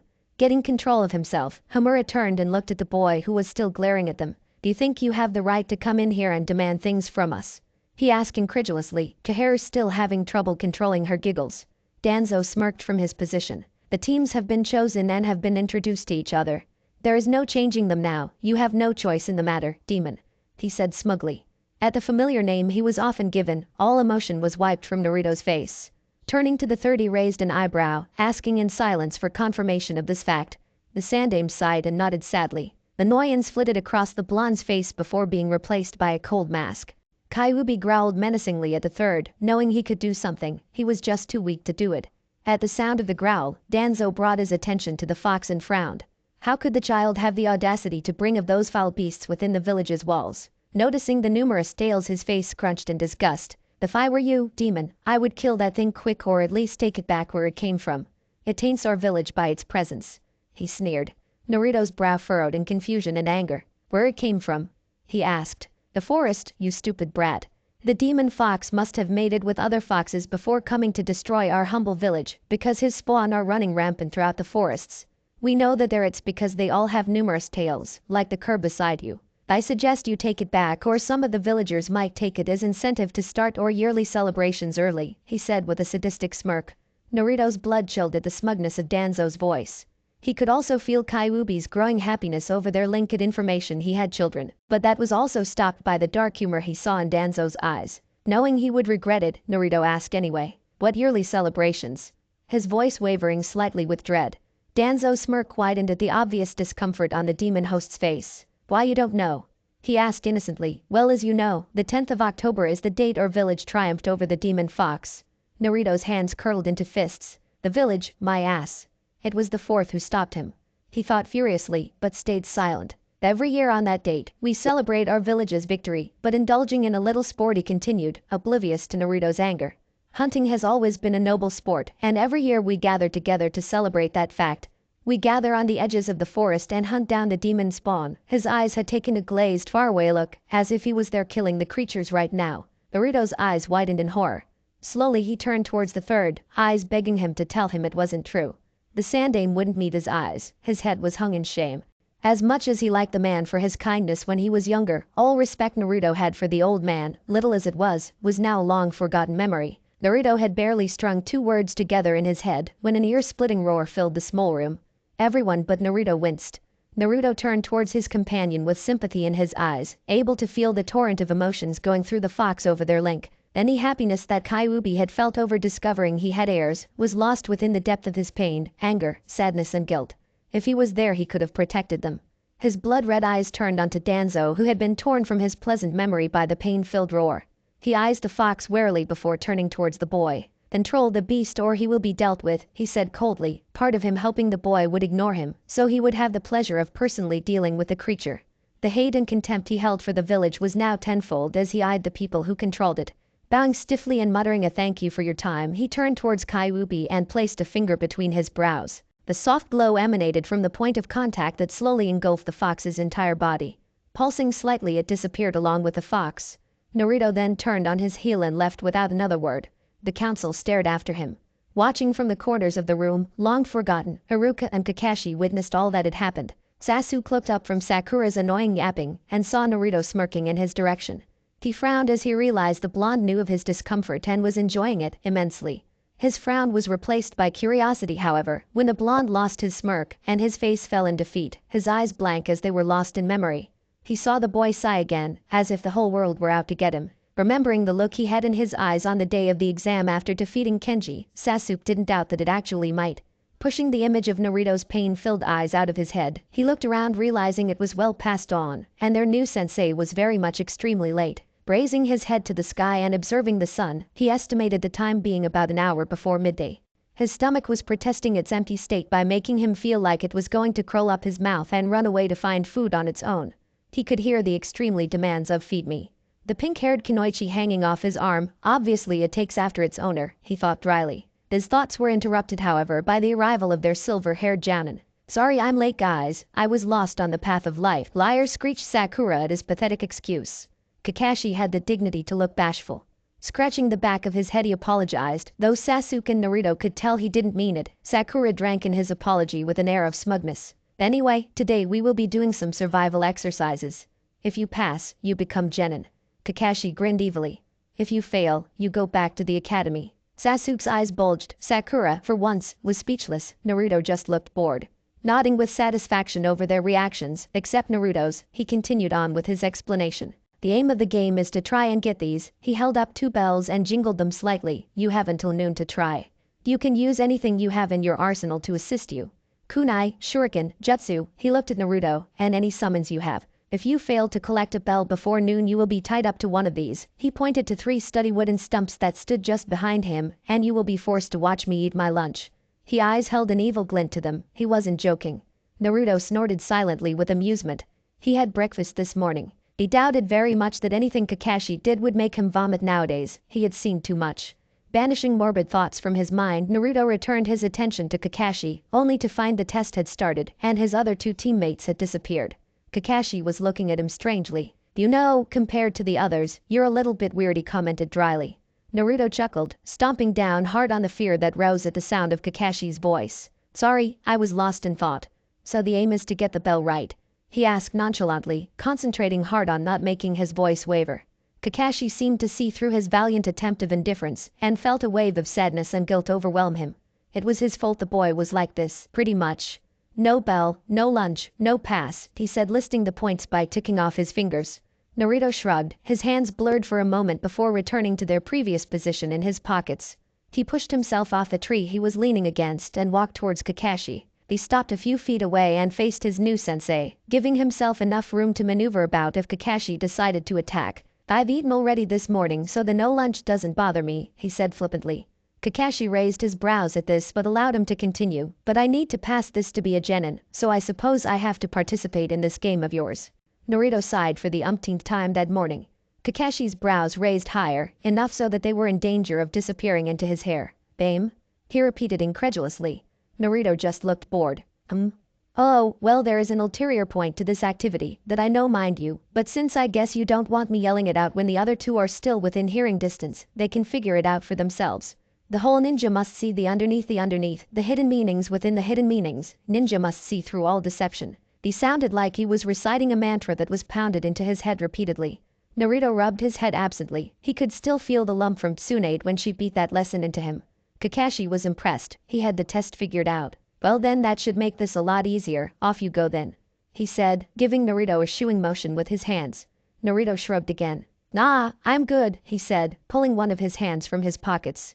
A small tinkling sound drew attention to the bell he was holding in his hand. A very fox-like grin was plastered onto his face. What? Exclaimed the silver-haired Jounin, twisting to look down at his waist where sure enough, only one more bell remained. Kakashi turned towards Naruto. When? How? He demanded. Naruto chuckled. Well, when I first got off the tree I had already performed the jutsu I needed to get the bell. He explained, sounding really bored. Kakashi remembered his hands blurring for a split second and marveled at his speed before returning his attention back to what Naruto was saying. As for the how, Naruto trailed off and made a whistling sound. Rustling could be heard from Kakashi's left. The blur of red streaked from the bushes and rushed to its master's side. Naruto crouched and gladly welcomed the fox that jumped up into his arms. Scratching the animal behind his ears affectionately, he continued. Fang here got it when I was distracting you with the questions and small talk, he said smugly. Kakashi was speechless. This brat showed enough skill to make sure he get at least Chunin level, if not higher. His deception skills were astounding. He didn't even sense an increase or flicker in his chakra when he performed his jutsu. Wait, the fear. What he thought was fear was actually the activation of the jutsu. This kid used his own fear to his advantage. He marveled at the level of control the child had over his emotions. He could be a force unknown since him. Storing this new information away to report to the Hokage, he addressed his new pupil. Well, I suppose you passed then, he said, although you totally missed the point of the test. He frowned. Naruto smiled at him, very sarcastically mind you. But the whole teamwork thing. The fact is that if we were all normal genin, we would have no chance against you separately, so this test was designed to force us to work together. Either way, at least one person would be tied to the log, and we would have an epiphany of self-sacrificing nobleness, where we would probably try to feed the one tied to the stump, thus proving we would rather help each other than pass this test, and then pass this test. He theorized. Kakashi's mouth had dropped at the start of the explanation. Closing it quickly, he searched around for the others' chakra signatures. Don't worry, they left when I revealed the bell. Naruto laughed. They don't know the true purpose of this test. Kakashi sighed and dropped his head in defeat. Looks like this year he'll actually have to teach. Okay. I get it. You pass. You and Fang can leave. Meet me at the bridge on the east side of town tomorrow morning at 7 for our first mission. If the other two pass, they'll meet you there. Naruto smirked. Without saying anything, he turned and walked out the clearing, Fang at his heels. Naruto, however, did not leave. Circling back, making sure to hide his presence and dimming his chakra signature to that of an animal, he watched the rest of the test, safe and hidden in the boughs of a sturdy tree. He doubted the council would allow him to work solo. They would say the whole team failed, and then make him leave. The third would be unable to do anything. He was a mere figurehead.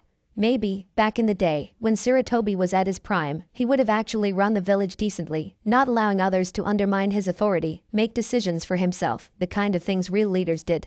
Naruto snorted. Jiraiya would have been a better leader than Tsunade, and the guy was a proud super pervert, his own words.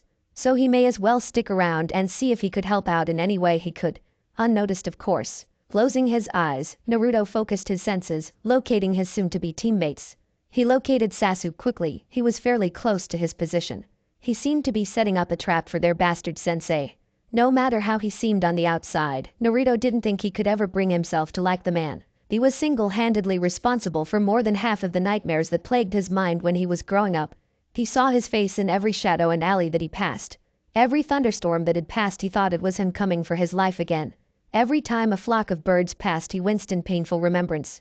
He was never free from the man's unintentional influence on his life. No matter the evidence that claimed he wasn't responsible for his actions or the remorse the man felt, Naruto could never forgive him. The man shoved his fist through his chest. A child has a very impressionable mind, and this was his most vivid memory. He had never trusted another person after that until Tsunade had come along, and even then it had taken months for him to talk to her after their first encounter, and even then it was a slip of the tongue. He had to warn her before the men who had hurt him hurt her too. Flashback that had been 4 months since Tsunade had taken Naruto under her wing. He hadn't spoken to her or anyone after she had whispered his name. He had gone mute, his face in a constant state of fear. He did not trust her much, no matter how much the voice in the back of his head yelled at him to. He refused to swallow any of the food and drink she provided him with, instead trying his hand at hunting and drinking from rivers. Of course he wasn't as apt at it as he hoped, and he was slowly wasting away, often getting poisoned from the bad water, and relying on her to heal him. The warm feeling that usually did had not appeared since that day for some reason, as if it was punishing him for doing something wrong. He brushed this thought off and continued to watch the woman that had helped him and continued to do so. He was curious as to why someone who knew him would actually help him and not harm him. Maybe it was some kind of trap that led to some great horror she had yet to present him with. Currently he was following her through a busy street. He was tempted to grab hold of her cloak with his small hands to prevent him from getting lost within the crowd. Some natural instinct to cling to the woman was overcoming his senses, only his overwhelming fear of people was squashing the feeling dead in its tracks. He looked up at the face of the blonde-haired female, only to find her lost in thought as she weaved her way through the crowd gracefully. Maybe she wouldn't notice if he held onto her cloak. She looked so deep in thought that a meteor could have fallen out of the sky and landed right next to her, and she wouldn't have noticed. Deciding to take the chance, he reached out to grasp the edge of her coat that flew behind her in the wind. Just as his fingers grazed the fabric, he felt the back of his neck explode in pain before the world started to dim. He tried to call out to the woman that had been with him, only for him to realize he forgot her name. She had only said it once, and now, as his consciousness was slowly fading, her name escaped him. Somewhere, from deep within his mind, a name was supplied to him. It was unknown, and sounded strange as he voiced it, but the presence within his mind seemed to radiate with approval as he accepted the name. The warmth that had been absent the last 4 months returned and dulled the pain that was making his head hurt, his reward for calling the name. He liked how the name felt so right when he put it together with the woman, as if it was made especially for her. Hasan, and he knew no more. Tsunade knew of Naruto's hunting habits, and since he refused to eat any of the food she made or bought him, she indirectly fed him by wounding animals, so he would catch them, and purifying water, so he could drink without consequence. She did not know why she was helping this boy, all that she knew was that she wanted to, and nothing would stop her. He would allow her to heal him from poisoning, and to change the bandages on his stomach, but other than that he would only follow after her as she traveled. Tsunade quickly noticed he watched her intently at all times, as if studying some specimen that constantly confounded him with its actions. That's probably what she was to him, she mused once. Obviously no one had ever given him this kind of attention or care before. This thought disturbed her to her very core. She knew he held the demon within him, but how could the villagers treat him as the beast? He was an innocent child. If it wasn't for him, the entire village would be rubble right now. What was Tsurutobi-sensei thinking? She was glad she left the village all those years ago, and these recent turn of events made her disgust with the village even more profound. From somewhere behind her she heard a weak voice call for his mother. Thinking about family made her more depressed and angry. Clearing her head of morbid thoughts, she looked around for her unofficial charge, only to find him not behind her. Anna quickly took over as she searched the busy street for him. There was no flash of bright blonde hair anywhere. "Brett," she yelled, frantic worry clear in her voice. She didn't want to scream his name in case there were people from the Leaf Village somewhere nearby. That would cause problems. But as the seconds slowly turned to minutes, and then the minutes slowly turned into an hour as time ticked by with her finding no sign of him, her fear about what others would think was pretty much thrown out the window, violently. She was about 3 seconds away from a mental breakdown when she overheard a whispered conversation that made her blood freeze in fear and boil in rage at the same time. "Did you see how it was sniveling?" Snickered one. "Yeah, probably trying to trick us with its demon wits, making us think it was really a small child, rather than a bloodthirsty demon," snorted the other. "He'll need to be better than that if it even hopes of convincing us it's not the demon it is." My father fought the beast and recognized the blonde hair and blue eyes straight away. "Who does it think it is? Crying for its mummy, it doesn't have a family. It's a demon. I know, right? But who would have thought that it would bleed red? I thought demons had black blood. Must be more of its demon magic at work. We'll have to cut deep for its true color to show. After all, we can cut it as much as we want. Remember how it heals almost instantly. Even though it's lost enough blood for 3 normal people, it still remains conscious. I wonder what would happen if we severed its fingers. Should make for a fun evening," the man smirked. They got no further in their conversation, however, as a fist came flying out of nowhere and struck the first man in the face, sending him flying into the wall on the other side of the street. He fell to the ground unconscious, blood running from his temple. His friend looked at him horrified before turning his gaze towards the one that had struck him. Tsunade stalked towards the fear-stricken man, hate and rage clear in her glare that was aimed at the man. Lifting him up by the front of his shirt, Tsunade spoke low and threateningly. "Where is he?" she demanded, her voice wavering with the amount of emotion it carried. "Where did you take him?" The man was officially wetting himself, literally. Tsunade looked at him in disgust as he emptied his bladder, and his legs lost the strength to carry him. Throwing him against the wall, she demanded from him again, "Where is he?" She practically screamed, his throat sore from the intensity of her yell. Dizzy, the man pointed down the street to an alleyway shrouded in shadow. "There's a door in there. It leads to a room where the demon is." He got no further, as Tsunade knocked him unconscious the second the word demon left his mouth. Shaking with barely suppressed rage, she made her way to the alleyway the man pointed to. It was dark and out of the way, she wouldn't have noticed it if she wasn't looking for it. Walking to the entrance, she noticed a trail on the ground that led to a door, as if something was dragged through here recently. Not thinking twice about what was dragged though here, she followed it to the door. Just as she was about to kick open the door, she paused. On the door handle was blood, fresh blood too. She could hear a child crying on the other side of the door. Anger clouded her vision as she kicked the door clean off its hinges. It smashed into the wall on the opposite side of the room. It was small and unfurnished. A single flickering light hung down from the roof in the center of the room, illuminating a small bloody figure surrounded by a group of men whose heads turned at the sound of their door being broken. Tsunade's gaze zeroed in on the crying figure. Once bright blonde hair was now dirty and bloodied. You couldn't even tell the color his clothes once were, for they were now forever stained red. The men weren't kidding when they said he'd lost enough blood for 3 people. There was a deep puddle surrounding the child, almost as if he was swimming in it. The walls were splattered and sprayed with the red liquid. It looked like a massacre had happened in this room, she thought dizzily. Her limbs started to shake as she was overwhelmed with the stench of blood. Her long-forgotten fear resurfacing in all its terrible might. She had once been a great medic in her prime, but the loss of her little brother and her fiancé had left her with a mind-numbing fear of the vital liquid. As she was trying to control her terror, one man circled her, unnoticed. The bold man lifted a bat that he had just been using to break the child's limbs and brought it down to connect with her head. Thus before it made contact, a small voice rang out shrilly in the dank darkroom. "Hassan." He was fascinated by the way the demon would heal itself. It had become a game to him to see how much the thing could handle before it finally died. When he saw the beast, he was horrified that it was still alive and walking freely, no less. He had lost his brother in the attack of the demon almost 3.5 years ago now. How could the leaf let it go freely? He had thought. So he had smashed him on the back of the head and dragged him here to end the life it didn't deserve. But to his dismay and fascination, the thing wouldn't die. He had cut numerous vital points and watched him bleed excessively, and the demon still wouldn't die. When it woke up from the blow to the head, it had cried pathetically. Had it been a normal child, the cries of pain and look of naked terror in its eyes would have haunted him for the rest of his life. As it was, the cries and expression the beast made each time he struck it with a different weapon made him cackle in cruel delight. This is type of suffering it deserved for the horror it had unleashed that day. And so he had played his game, the same repetitive motions over and over. Snap, scream, laugh, heal, snap, scream, laugh, heal, snap, scream, laugh, heal, but it was still conscious. So he had called his friends and his son to join in the fun. Now his game had more stages. Snap, scream, stab, scream, slice, scream, laugh, jeer, ridicule, heal. No matter what they did, he always healed. And so his game would start again, each time they added something different to the mix.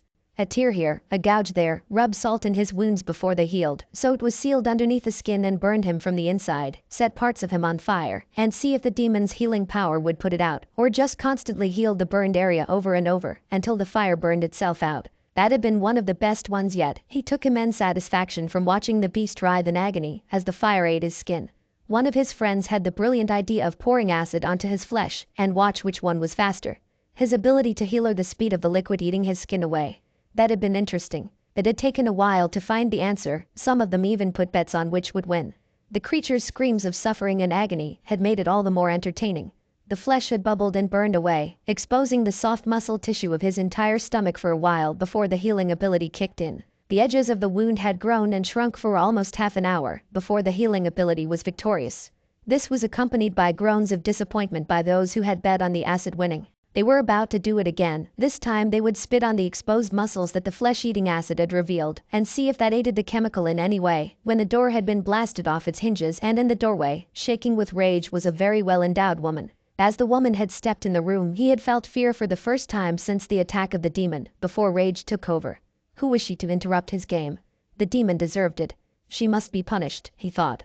A lecherous grin spread over his face as he thought of ways to punish her. She could join his game. Then there were many ways of breaking a woman that you just couldn't do with a man, much more pleasurable ways. He crept around to surprise her from the back.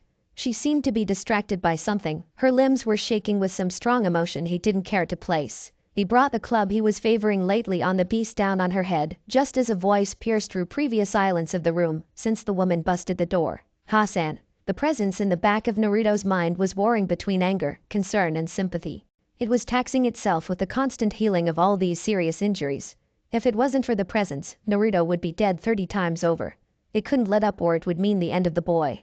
He was beyond hate towards these cretins for what they did to the child. That wasn't his fault that he was sealed in him. Guilt would have overcome him if it weren't for the severity of the situation. He needed to think of a way out of this, but he was helpless. In his condition the boy wouldn't last if he starts to possess him. He probably couldn't even handle a single tale of his power. He focused on beating the poison that was being poured on the boy's navel. That was even more taxing than healing the knife wounds to his vital points. Fatigue started to plague the presence's mind.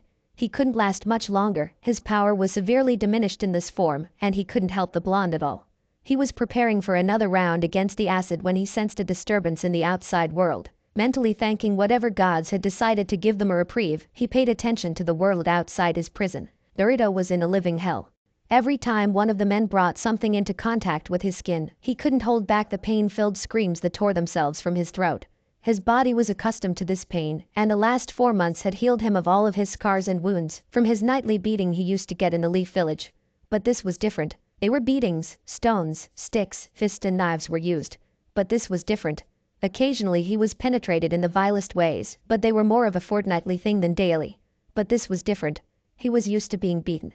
He wasn't used to being tortured. Pain overloaded his senses. Adrenaline kept him awake and alert, no matter how much he wished for the dark embrace of unconsciousness or even death. But what terrified him the most was that all of their faces looked like him. The masked man that commanded lightning. He was still after him, still after his life. Each leer, glare, smirk, laugh, each smug smile was his. Every bad person ever since that day held his face. That hidden face with the scarecrow white hair. It followed him in his dreams. He saw flashes of blue constantly in the corners of his eyes, and every bird chirp had him cowering in fear. He knew that it wasn't really him that was hurting him now, but he couldn't help it. The man followed him everywhere. So now, accompanying the agonizing, unbearable pain, was the memories of the night he had a fist shoved through his chest, and each of his cells were electrocuted. He felt close to insanity as his memories and the new pain worked together to destroy his mind. He wondered vaguely what Kasan, the woman, was doing now. Did she notice that he was gone? Did she care? Was she happy he was gone? Cruel despair flooded his system, almost as strong as the pain and terror that currently possessing his small body. He had tried not to get too attached to the woman, but he obviously failed. He had seen her, wounding animals and purifying water when she thought he wasn't looking, or when they went to a busy marketplace and the jostling people knocked him, she was there using her body as a shield from the throngs of people. He pretended that he didn't notice and she did the same. No matter what he did, she wouldn't hit him or beat him. When she tried to feed him for the first time and he refused, she didn't force him. She just left it there and went outside. That was the first time he saw a winded animal that he made his dinner. He remembered when he tried a mushroom that was growing in one of the forests they walked past. He spent the next 2 days throwing up, and she didn't leave his side. She stayed with him, she didn't continue her journey or abandon him on the side of the road, and she helped him get better. The next day he had found she left to go to the market and on the table were a bunch of books about poisonous plants and healing herbs. That was the first time he smiled since he left the Leaf. He was torn from his peaceful memories by a burning, searing pain along his stomach.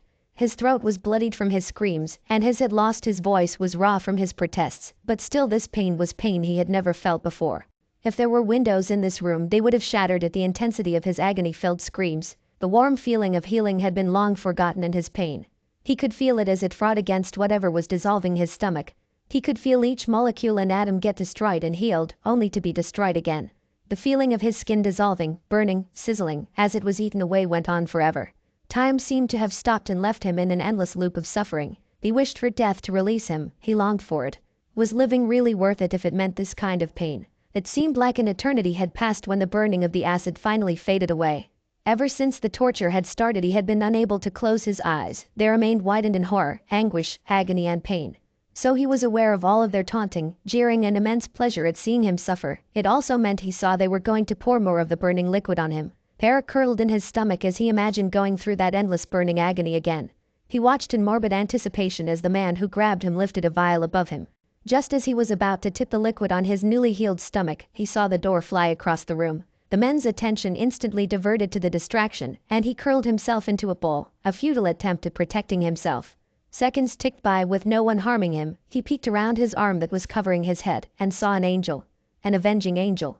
The women stood there, blonde pigtails flying, anger radiating off her in waves. Hers eyes locked onto his prone form and horror and fear filled her eyes. Her body started to shake. Naruto was confused. Was she scared for him? Or of something else? He had no time to ponder this though, as he spotted the man who was the cause of all this creep around to the woman's blind spot. He raised the bat that was minutes ago breaking his bones and was about to bring it down on her head. He couldn't let this happen. She was the only person in the world who was nice to him. She didn't beat him. She didn't call him names. She fed him. She cared for him. Just as it was about to make contact with her head, he yelled out, as loud as he could. Desperation filled his voice. Fear for her gave him the energy to make it cut through the surprised silence that had descended since her arrival. "Ha-san." His voice cracked as his throat tore for the intensity of his cry. He watched as his voice reached through whatever veil was shrouding Tsunade's mind. Her head snapped up and her gaze locked with his. Her eyes held fierce determination and anger. Her maternal instincts were on hyperdrive as she dodged a bat that barely missed her head. She brought her fist up and smashed the man's nose, forcing the bone to drive straight through to his brain, killing him instantly. Before the body fell to the ground, Tsunade was on the other men in the room. Her fists turned bloody as they pounded into the soft bodies of her boy's torturers. Her rage would not be quenched, however, as she made her way around the room, utterly destroying all of the occupants except Naruto. She had seen the weapons they had used. The used gasoline and matches, the bloodied knives and bats, the beakers full of acid, fury and hate turned her vision red as she rounded on the dead body of her first victim, the one who had started all of this. She brought her foot to meet his stomach, forcing him into the wall. She approached the body again, beating it, pounding it, crushing it. She didn't stop. The corpse had stopped resembling a human being and looked more like a broken pile of mush, as bones were broken and flesh was bloodied. Over and over she muttered the same thing. "How dare you? How fucking dare you? Never touch him again. Never touch my child, my boy, how fucking dare you?" Her legs were stained red with blood, her hands as well, but she couldn't care less. She had to protect her child.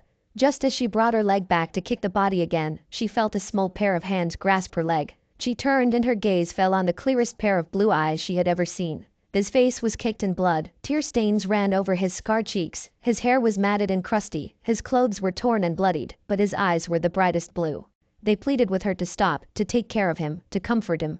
She didn't think twice. Stopping down, she pulled him to her and crushed him to her embrace. He hesitated for a second before the tears fell again. His small hands clutched the front of her shirt, fabric bunched tightly into small fists, as though if his grip loosens in the slightest she would disappear, and the men would come back. Tsunade rocked back and forth, incoherent but soothing words coming from her mouth as she comforted the boy. Now the adrenaline rushing through her system had run its course. What he had yelled out to save her finally sunk in. She tried to pull back from him, but he refused to relinquish his hold on her shirt and buried his head deeper into her chest, sobs still racking his small body. Rubbing soothing circles on his back, she tried to talk to him. "Naruto," she asked softly. He didn't answer, but his sobs died down. "Naruto, honey, what did you call me before?" He stiffened at the question, but then realized her voice was gentle and held no hidden anger or disgust at him. He slowly raised his head to meet her gaze. A light blush tinted his cheeks. "Hey Ka-san," he mumbled before burying his head in her chest again. He was scared she would reject him, hate him for calling her such a name. The presence in the back of his mind seemed to purr in satisfaction. The moments dragged by, and he heard nothing from the woman who held him so securely. He was about to disentangle himself from her when he felt a drop of moisture on his blood-caked head. Looking up at her again, he was surprised to see tears cascading freely down her cheeks. He was horrified at the thought he had upset her by calling her that name, and was about to apologize before noticing her lips stretched in a wide smile of pure happiness. He looked at her in amazement before summing up the courage to speak again. "See, can I call you Ka-san? Please?" he asked almost desperately. Tsunade brought a hand to her mouth to stifle a gasp sob of pleasure. Not trusting her voice, she simply nodded before hugging the child to her again. Naruto was shocked to say the least. She had accepted him. She wanted him. She had saved him and she would be his mother. Hugging his new mom as close as possible, he cried once again, saying her name over and over. "Ka-san, Ka-san, Ka-san, Ka-san, Ka-san, Ka-san," and flashback. Shrugging off pleasant yet morbid memories, Naruto focused on finding his other teammate. It took a while though, longer than he thought it would, because she was running around. Naruto snorted in amusement as he realized she was literally running around in circles. Seemed like she was looking for something or someone. Rolling his eyes at her sheer stupidity, he settled on his branch to wait for an opportunity in which he could lend his skills to his unofficial team.